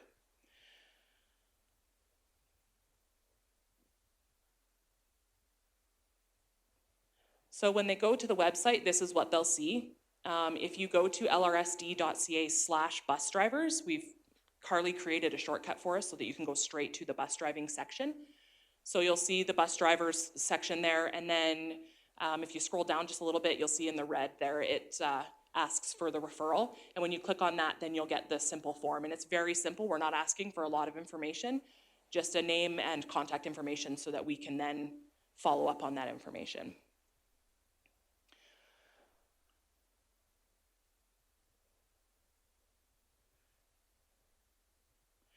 So then once we send out that information, we would ask for an RSVP from those individuals who have been referred and have them, hopefully, the goal is to get them to attend the information nights. There will be a virtual option available if needed. We would prefer to meet face-to-face. It's a lot easier to communicate and answer questions and make sure that everybody has an opportunity to speak. But we do recognize that in our current situation, virtual might be the only way to go.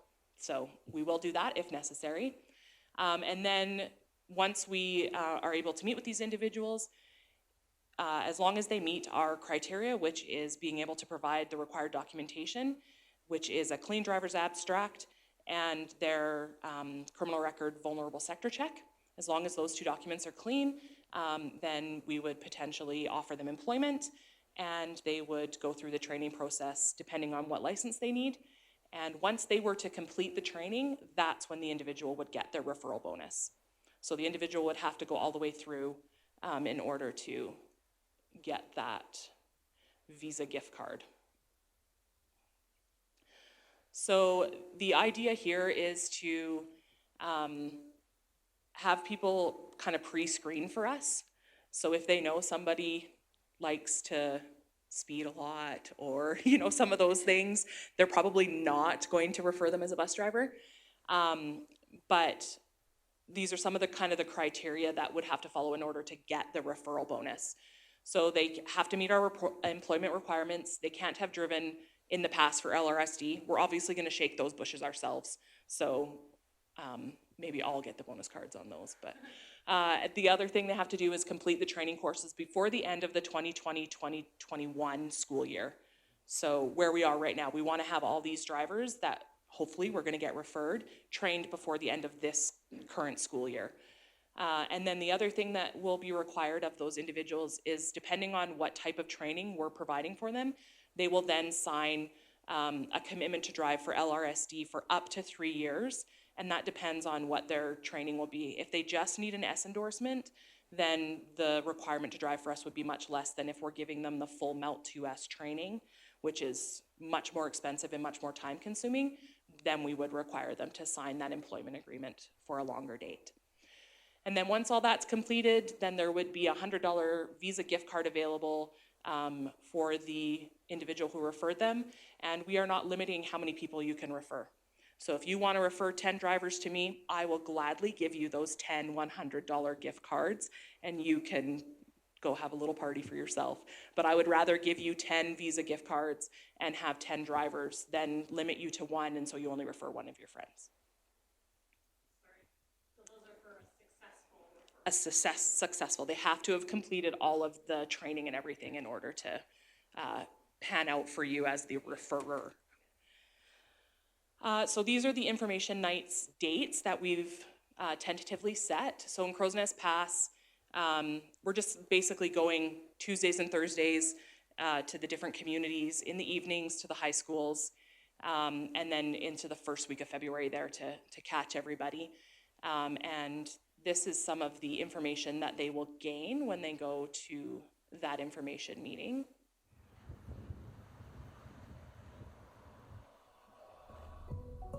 I love driving. Since the time I got my license when I was 16, I enjoyed driving and would drive for hours and hours and hours. It's a great job, really. I have all day free. I don't have to work all day. I work in the morning and then I work in the evening. The kids are pretty awesome. Every day, our bus drivers safely transport more than 1,600 students to and from school across our division. The work they do is an important part of education in Livingston Range School Division. We invite you to come ride with us. I'm semi-retired. I was looking for something to fill the time. My wife she used to drive school bus up north and around Stony Plain area, and I got friends who are driving, and they told me, we're looking for drivers. Do you want to drive? So it's been very fulfilling. I'm a cafeteria manager and also a bus driver for Livingston Range School Division. A lot of people do that. They drive in the morning and then they have a little job in between and then are off to go drive again. So yeah, it totally works. I was always following the school bus when my kids were in sports. And I thought one day, why am I following this school bus every day? Why don't I go for that? So I went for it. Then I liked it even more. Usually start as a spare driver, and then as time goes by, if somebody retires, then you can apply for that job as a regular driver. And or there might be an opening right away. I got fairly fortunate. I was a spare in the past here for about a year, and then a position opened up and I applied for it. Anybody can drive one of these buses. It's intimidating at first, but once you get behind the wheel, it's just like any other car. A little longer, you have a lot more mirrors. If I can do it, anyone can do it. Most people say, oh, I could never do your job. I could never do that. But you'd be surprised because we take these children from your doorstep to school, and then we bring them safely home to their doorstep or to where the parent is picking them up. And I think that's pretty much invaluable to have all those children behind you and they're safe. You're keeping them that way.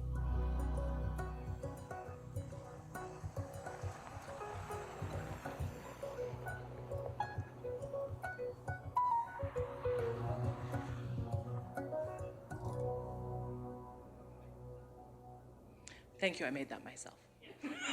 I did not. So that was made by the Commercial Factory in Lethbridge. They came and worked with us, and they have done a phenomenal job for us. So this particular video will be available on the division website. We're going to use it at all of our information nights, and we'll be putting it out pretty broadly as a promotional option. It is a little bit long, So at the end of the presentation, I have little vignettes, so I'll show you those as well for some of our social media. So us as well, what we're going to talk about at our information night will be the different trainings that are required depending on your license status. So the MELT 2S training is the current option for anybody who just has a regular Class 5 license and wants to upgrade to be able to drive a school bus. The MELT 2S allows you to have your Class 2 and your S designation.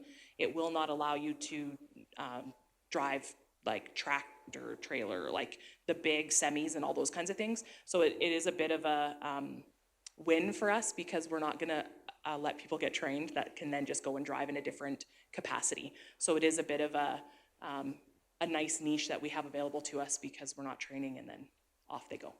So we are going to work with Palliser School Division to offer this training. We do not have the capacity or an individual who is a senior driving instructor that is required to do the MELT 2S. Palliser does have this individual and they are willing to help us out, and we will pay them their time to be able to train our drivers. We have 2 tentative schedules for that. It's 65 hours of training, so it's not a small commitment. You're looking at 4 8-hour days for 2 weeks is basically the time frame you're looking at for that. So our individuals would have to be in Lethbridge basically for the 2 weeks for that training from 8 to 4 every day. Yes. So when you're talking about, sorry, when you're talking about them doing the MELT 2S training, would these be individuals that you've already hired and had a commitment from? Okay, thanks. Yeah, we would absolutely have to hire them. They would be an employee of the school division before we would even send them for training. Okay. Because we would also be paying them for their time to go for training. So, okay, thank you. Yeah. And then the other option is the S endorsement training. So if they have a Class 1 or a Class 2 license currently, which we're crossing our fingers, we get a lot of those because it's much less expensive for us. But that will be offered here at the division office. Again, we're going to borrow our instructor from the Palliser School Division, but she's willing to come here to train our individuals here. And again, we have 2 dates that coincide with our other training that would be happening in Lethbridge at the same time. So that would be the middle of March and the middle of April. And again, that one isn't quite as intense. It's just 2 days, 8-hour days. So it's from 9 to 4 approximately daily. And again, we would be paying for their time to be at training. So these are some of the things that we thought a lot of individuals are going to ask, some of those frequently asked questions if they're at the information session. What kind of pay are they looking at per hour? What kind of positions are available? Can my child ride the bus if they're not a school student yet? Who takes care of the bus? Where the bus is parked? COVID requirements, age restrictions, discipline. Can I work more than one job? What kind of training? Pay, are you going to pay me when you train me? And then are there practice buses available once I am trained? Kind of thing. So if you want any answers on those, I would be happy to tell them to you, but I didn't think we needed to go through every single one for you.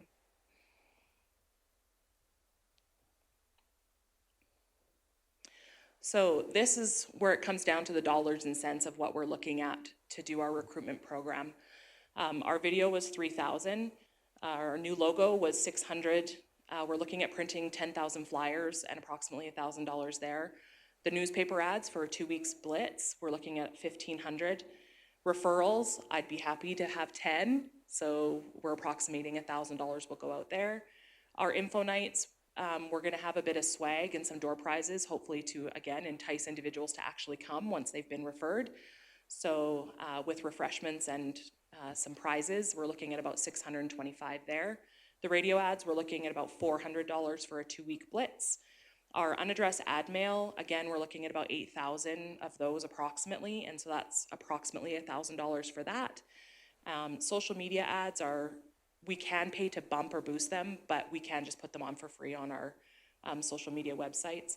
And then hopefully we'll have other individuals who would then share them and help us spread the word on those. So we're looking at just under 10,000 for our referral recruitment plan at this point. However, that's not where it ends. Sorry. So this is where the big investment really comes, is in our training dollars.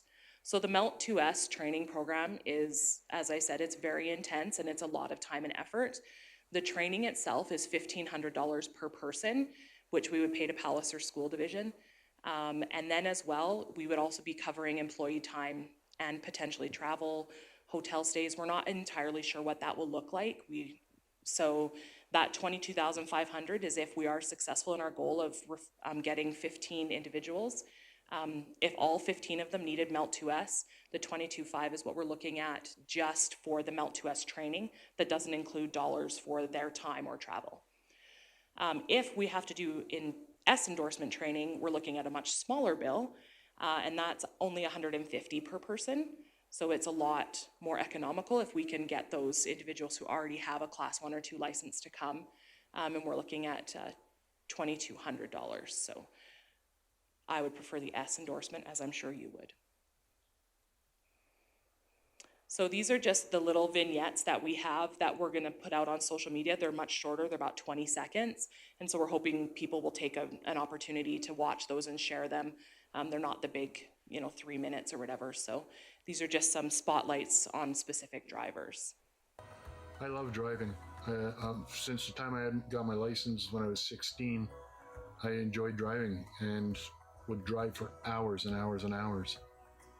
I spent 28 years in law enforcement, and a lot of that was driving, doing patrol and just driving. So I've got a good group of kids on the bus, and it makes it a heck of a lot more enjoyable and more relaxing. I'm not so much concentrating on what's going on behind me, but I can literally pay attention to what's going on the road.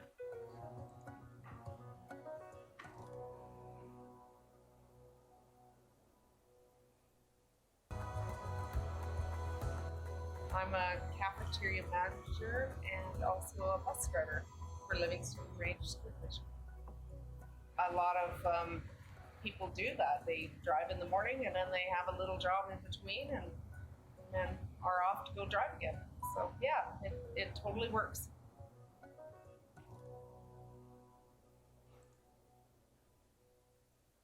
I never thought I'd be a good school bus driver. All you got to do is listen, show some interest, be very safety conscientious. Anybody can do it. It doesn't matter age, gender, anything. It's if you want to do it, you can do it. Put your mind to it and you can do it.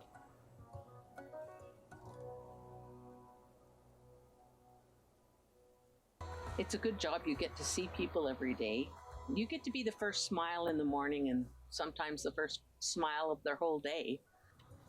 I get to see sunrises and sunsets lots of times. I get to see the beautiful scenery every day. It's a good job.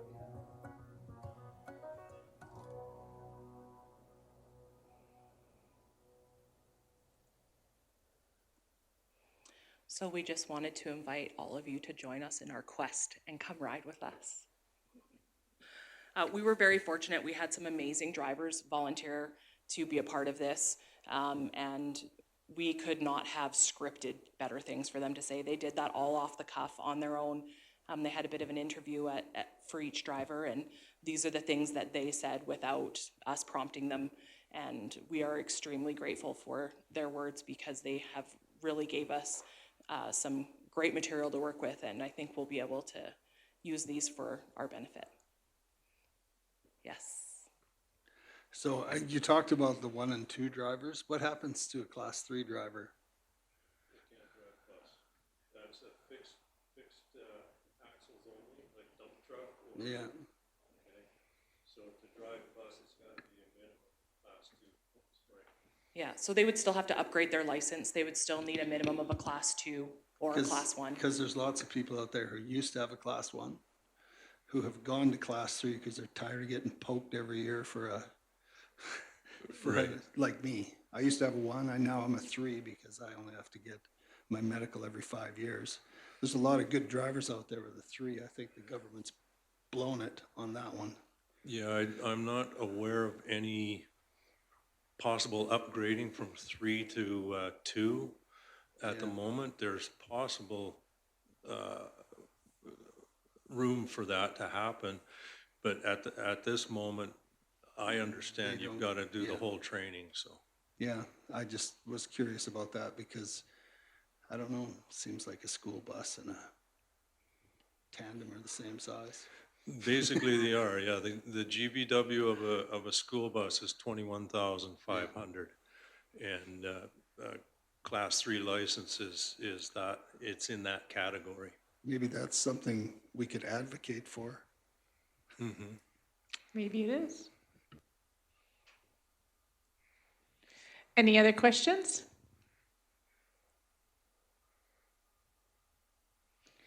Thank you. That was an exceptional video.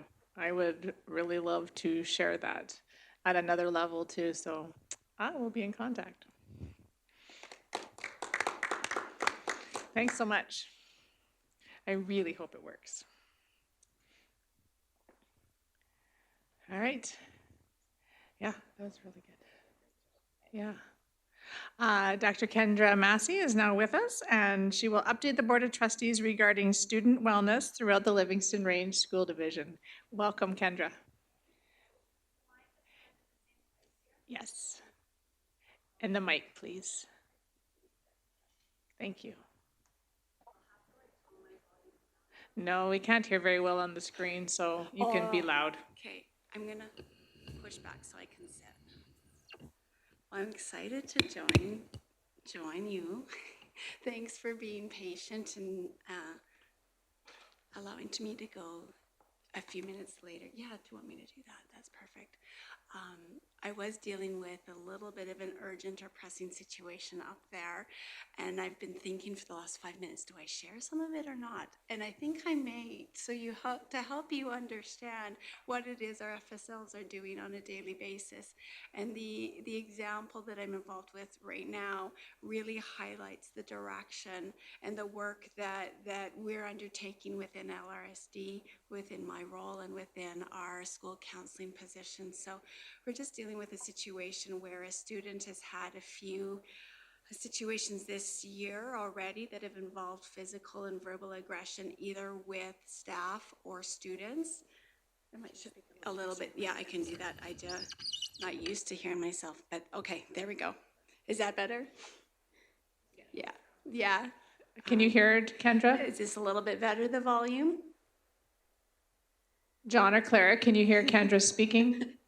How about that? Can you hear me clearly? You hear me at all? It's okay. Just continue I'll just on. continue. Yeah, please continue. I'm not All quite right. sure. Yeah, no, I can hear her. I have closed caption on, so that really helps out.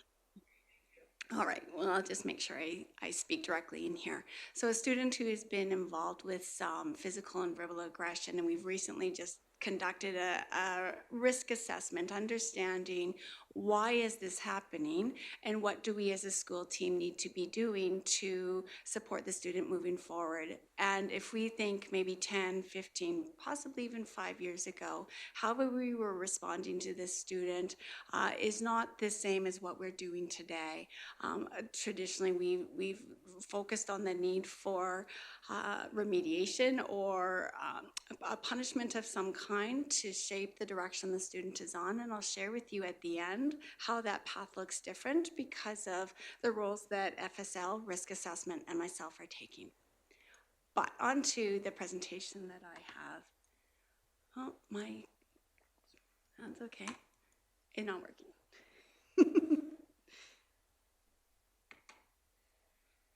I can see next there.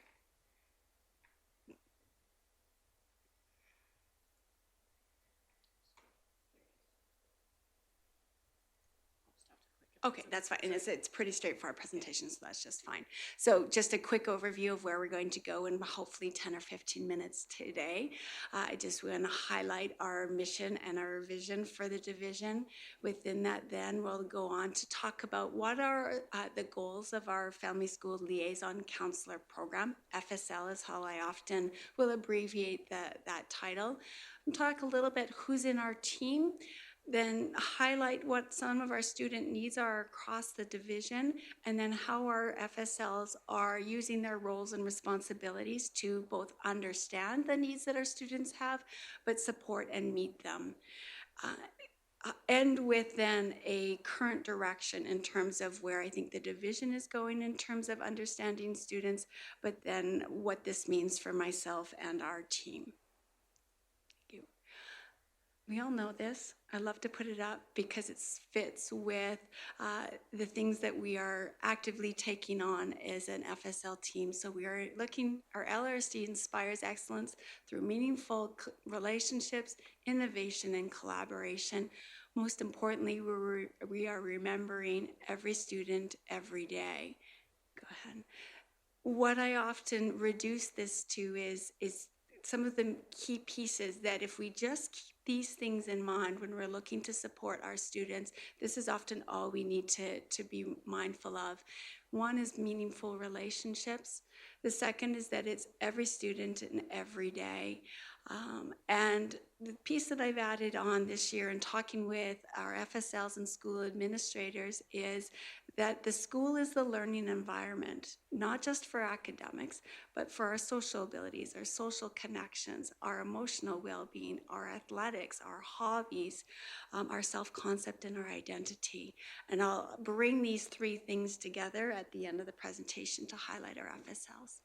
So overall, though, as a reminder, what is it that our school counseling program aims to do? First, we understand the main goal is there at the top there in green, to optimize learning, the development, and the well-being of our students by reducing or preventing the challenges that they come to our school with. When we look to understand what that involves, there's often three key areas of the services that our FSLs are involved with in meeting and understanding student needs. The first is direct counseling. This includes things like our one-on-one sessions in counseling rooms, our drop-in sessions. We're also very much involved with consultation and collaboration, so being part of a team that is focused on student needs and well-being. And then lastly, the main area that our FSLs are involved with is group or classroom programming. So that may be teacher requested programming or programming that we know can be developing skills or abilities in our students, such as ability to regulate emotions that are important for not just kids with some difficulties, but certainly all students in our schools. Who are these services being provided to? First and foremost is our students. Second, and often as frequently, our school staff, including our administrators, our teachers, and our EAs. There is work with families, often involved in understanding more about our kids, but connecting families to resources and programs in our communities to further support the child or the family that they're a part of. And lastly, our FSLs provide services in conjunction with community professionals, programs or agencies, including children's services, family doctors, other support programs, including FSCD for families. Just to highlight our team makeup briefly here, at the start of this year, we've increased our FTE by about 1.5 FTE. So are sitting at about 10.25 FTE across our 14 schools. The group, in terms of our FSLs, is quite diverse, and it's diversified in the 3 years that I've been a part of the division. We now have people who come from backgrounds including college, undergrad, and master's degrees in the areas of child and youth care workers. Addiction counseling is new as well, social work, and counseling psychology. Since about February of last year, I think we've added about at least 3 new staff that are new as FSLs or school counselors, and then obviously then new to our division. We continue to be an all-female staff. That's not intentional. It's just often the nature of counseling work with youth and children these days. If you're curious as to where our FSLs are working or what FTE they are, I've just highlighted the FTE. 1.0 is full-time. And the orange is a shared FSL, so the same person is in Grantham and WA Day, and then same with Isabel Selden in green. The same FSL is at both of those schools. All right, let's talk a little bit about our student challenges and concerns. Who are our students walking through our doors? We understand them to be a very diverse population, not just in terms of culture, which is often what we think about as when we think about diversity, but in terms of their skills and their abilities. Cognitively, they're very diverse. We have kids that are severely delayed or impaired cognitively, and those that are extremely bright and require different programming for both reasons. We have kids whose learning is varied, and kids specifically who have learning challenges or delays that require a different understanding of their needs and approach to curriculum and learning. There are kids with developmental needs. Developmental needs means everything from kids with behavior problems and challenges, including ADHD, to our diagnoses such as autism spectrum disorder. And then there's also a subset or a group of kids that have physical challenges and delays, and that may be a result of an accident or a genetic disorder of some kind. There are kids with known mental health difficulties that have been diagnosed through mental health or physicians as having anxiety, depression, behavioral challenges that fall under certain diagnostic phrases, which I won't go into, but we certainly at our high school level know there are a lot of kids that come into our school buildings with diagnosed mental health difficulties.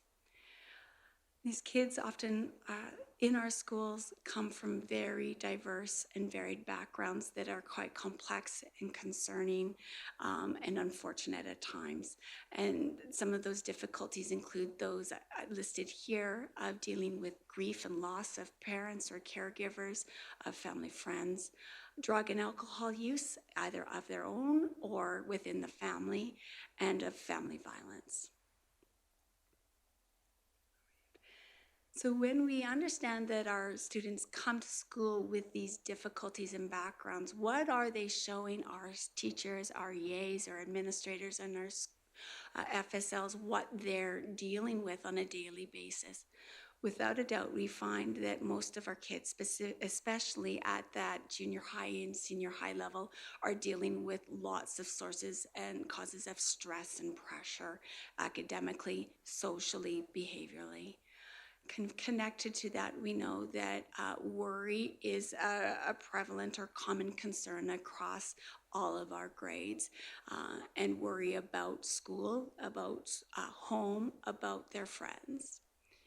Relationships and being able to form appropriate relationships, maintain age-appropriate relationships, navigate conflict and difficulties within these relationships is another common difficulty frequently seen at all age levels. We have many kids where FSLs were involved when their self-concept or their self-esteem and identity are areas of concern and focus throughout the FSL's work. We have difficulties related to mood. Under that, we would see symptoms of depression, such as feeling hopeless or helpless, sad, unmotivated, tired, difficulties related to sleep or eating that can result from or extend from their mood difficulties. Connected often then to many of these above, we see a number of kids specifically or more often at our high school level who are engaging in self-harm and have suicidal ideation. So have thoughts around suicide and taking their own life that we're dealing with often on a weekly basis in some of our schools. Okay, knowing that our kids and students, I guess, have these difficulties and challenges, what has been the focus of our services and our supports for students?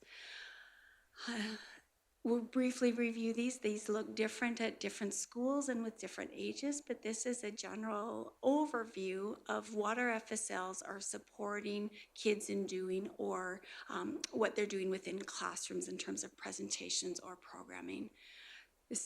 Across all age levels, we have a focus on educating students and consequently staff on what mental health is, what mental health difficulties are, and steps that staff students, FSLs, families can be doing to be supporting or addressing, helping students with these different difficulties. Another big focus is helping kids regulate their emotions. What this means, and it varies for different kids in different ages, is we often help kids understand what worries are and how the different worries are different from one another. Having them be able to recognize different feelings or feeling states in themselves. And then often most importantly, and it has to come after those first two things are done, being able to respond to those emotions in an age-appropriate manner. Our FSLs are often involved one-on-one and in classrooms on helping children, youth develop and maintain appropriate or beneficial peer relationships.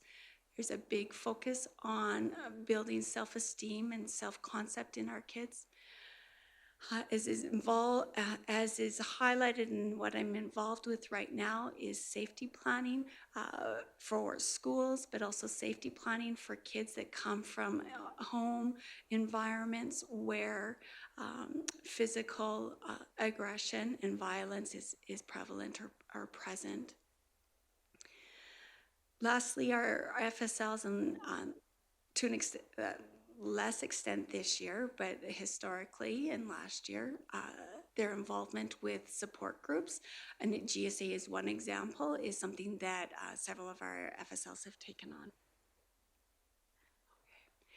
How we are supporting our students. I just wanted to give you a little bit of data from last year because we have been collecting data in terms of the group programming or in-class work that our FSLs have been doing, as well as the one-on-one work that the FSLs have been doing, so the individual session work. I want you to understand that we need to cautiously interpret these results.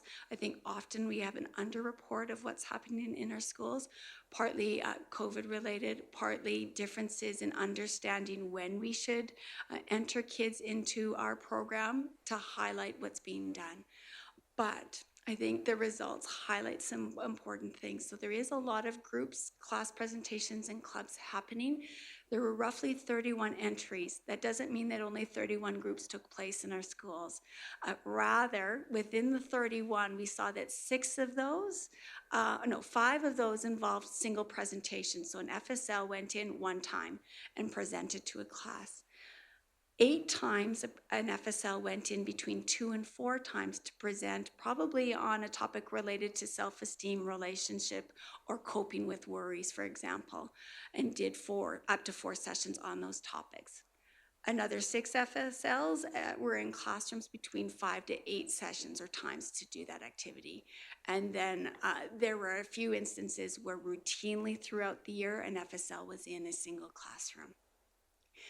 Many of these and most of these groups actually in presentations focused on the topics that I've highlighted before, but relationship, social skills, regulating emotions, and mental health education were the most common types of work. Here's what our individual services looked. There was at least 481 students that received service. I would highlight that these were probably students that received service on a somewhat brief and ongoing basis, rather than probably a good number of students that were supported either indirectly by FSLs or on a one-time basis that then they didn't get entered into our database. If we look at our supports across the different ages, more elementary, middle, and high school, I've highlighted what the main focus, the primary focus of work was in the individual work. And we can see some similarities, but let's just highlight what they are. So within the kindergarten to grade 3 ages or grades, we saw that about 50% of the time, the work focused on supporting kids in managing stress and coping effectively, their emotion regulation, which is very much tied to stress and coping, to behavior, so behaving in an age-appropriate way. My guess is that actually involves some collaboration with staff, because we don't actually effectively support kids in the class in one-on-one situations as well at this age. And then social skills was an area. Within the grades 4 to 8, we saw that stress and coping, relationships, anxiety, and emotion regulation were our most frequently supported areas. And then quite similarly, at grades 9 to 12, stress and coping was by far the most common focus of service. Anxiety was next, relationships, and depression and self-harm completed those top 4 areas. Okay, so that was a little bit about last year. Here's where we're at this year. Based on that data and our understanding of how we support students in managing everything that they come to school with, we know that there is a role and a place for counseling sessions and presentations and groups and clubs. However, one of the things that we are emphasizing in our division and with our FSLs is that children and youth learn best in their day-to-day environments. They learn about relationships, they learn about emotions, they learn about how to behave in an age-appropriate manner the best in their environment. So this means in their homes, but important to us, this means in their classrooms, the hallways, and their playgrounds. Related to this is that kids, in terms of their mood, in terms of their anxiety, the stress that they encounter throughout the day, we know that they are most impacted by the environments that they're spending the most time in. So those are their classrooms and the playgrounds and the hallways as compared to the counseling room. We also know that related to this is that they're most impacted by the adults they're spending the most time with. So that's often parents, teachers, and EAs. So when we know that kids learn best in their day-to-day environments, they're most supported in the moments by adults in their lives, and they're learning in their day-to-day environments best rather than the counseling rooms. Next. We want to remember these 3 things, and these are shaping us as we look to apply that previous slide with this slide, and then it's going to be the next slide. So we're always remembering meaningful relationships. Why do we have such a focus on that? Because if kids are feeling connected and have a genuine relationship with staff, everything else can follow suit. The learning, the relationships with peers, the emotion regulation, the behavior, it will follow. Maybe just go back. Is it easy to go back? Maybe. There we go. Then it's every student, every day. Every student means not just the easy ones. We often know how to have relationships with the easy ones that come and tell us about their day, and they follow the routine and they do as they're told. Every student every day means it's the challenging ones. It's the ones that are disruptive. It's the ones that are rude. It's the ones that don't do their work. And how are we using meaningful personal relationships with these tough ones every day? And then we're remembering that the school is the learning environment, as I just highlighted on that previous slide. So knowing that, I'm going to conclude with these 2 slides and we'll wrap it up. Okay. The school is the learning environment for relationships, for every student every day. I'm using this phrase weekly with almost every LRSD staff that I'm coming into contact with. We have to get intentional about this. Everyone's on board with the relationships piece and the every student every day.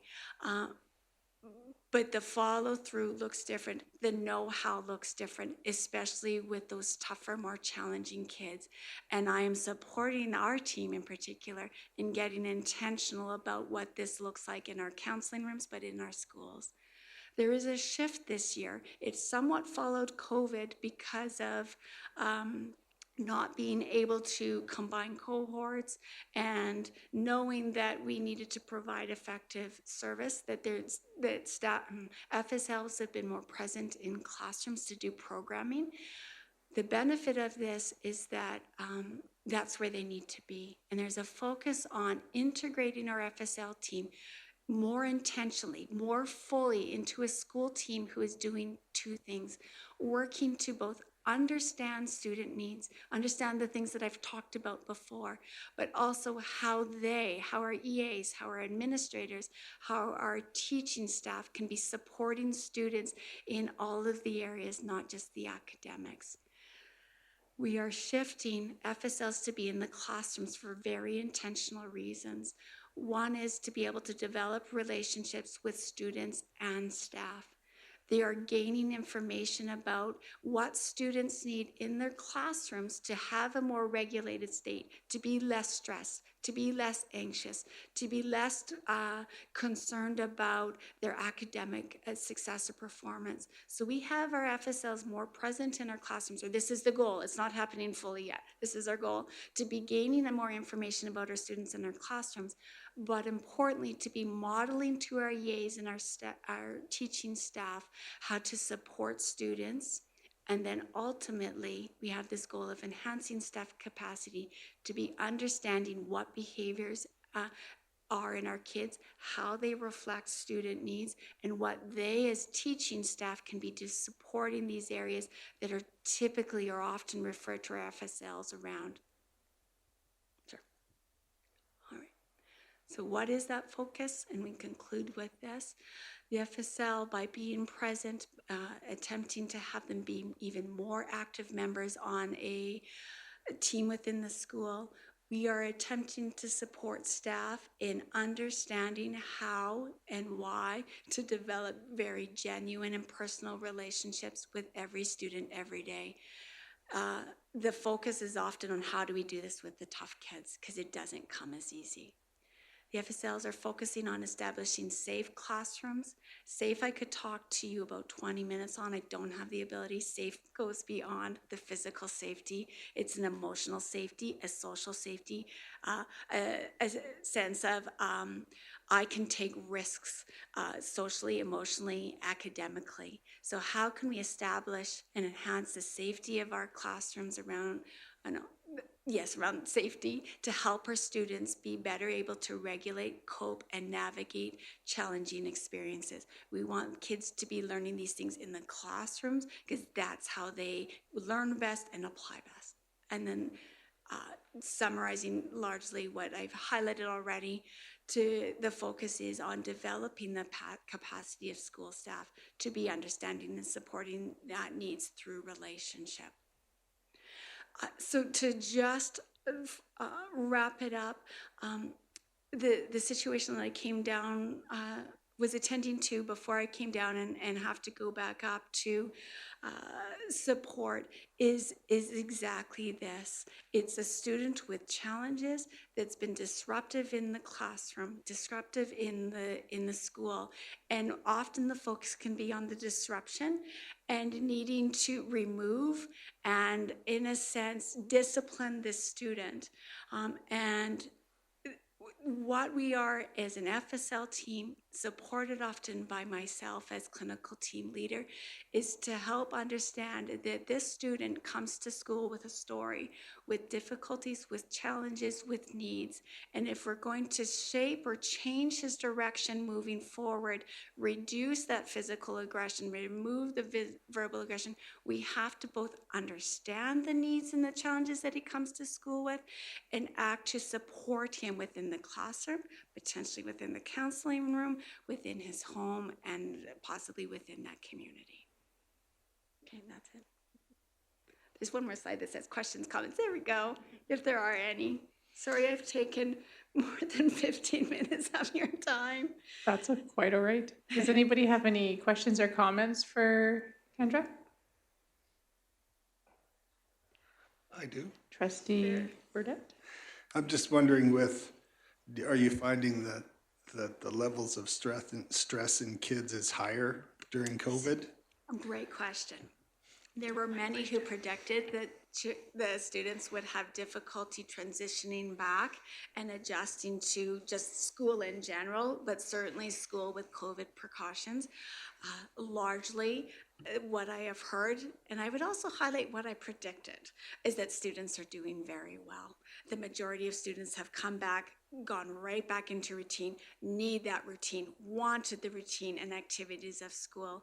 And the kids that are having some challenges were the kids that were having challenges previously.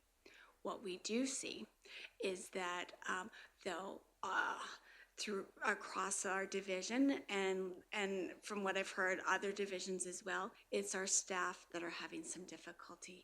Their own wellness is a bit of a concern right now, and they may be struggling to cope with the extra demands that COVID has put on. And so we are having some conversations either with specific schools or at our learning services team of what this is looking like and meaning moving forward. But that's actually where we see more of the impact or the consequence is at the staff level. And that's a generalization, doesn't mean all staff, but we certainly are seeing a number of staff that this has almost tipped them over, pushed them over a little bit. And how we move forward would both be at a school and professional level, but potentially at a personal level for those individuals as well. Awesome. I just have a question too.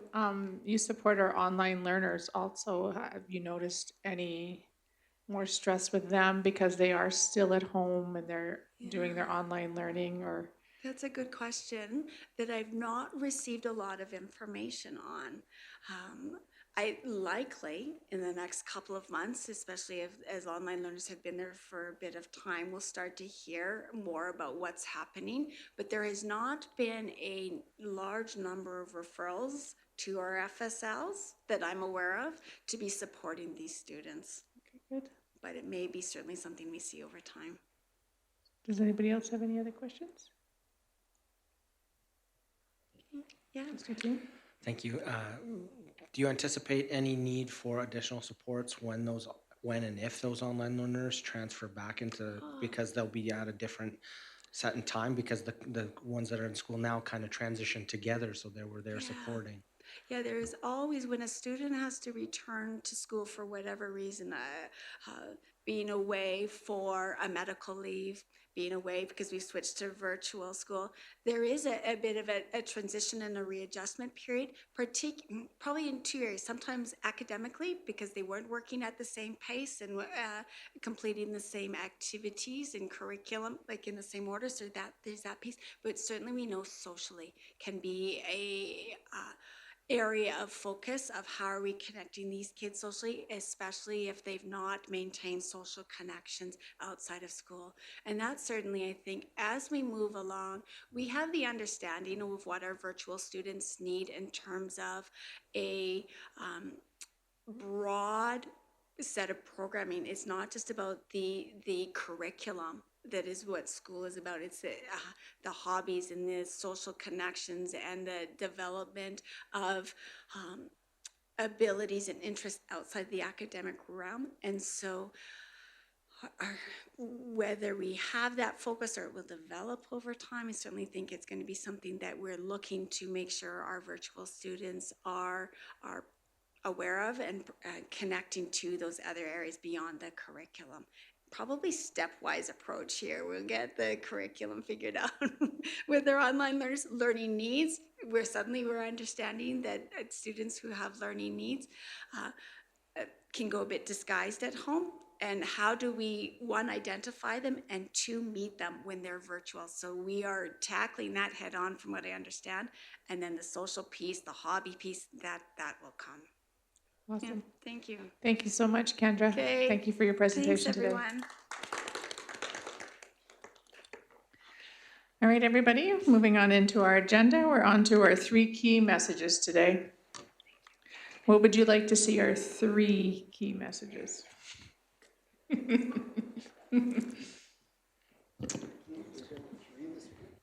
We're going to shoot for 3. I think our presentation from Dr. Massey when mental health is... Both presentations? Well, yes. Yeah. And then, yes, our busing one as well. Yeah, it was really good. Yeah. And it's just... It's a great way for us to promote our busing presentation too at our school councils. Yeah, and I think it's just such a good thing and very indicative of our school division that proactive approach. You know, we see all the information that they gathered about, you know, the different average ages and, you know, what are we looking for and how long do we have to get on top of this situation? So, yeah. Okay. What else would you like to see? How about just a suggestion, you guys can say yay or nay, to going back to our virtual meetings?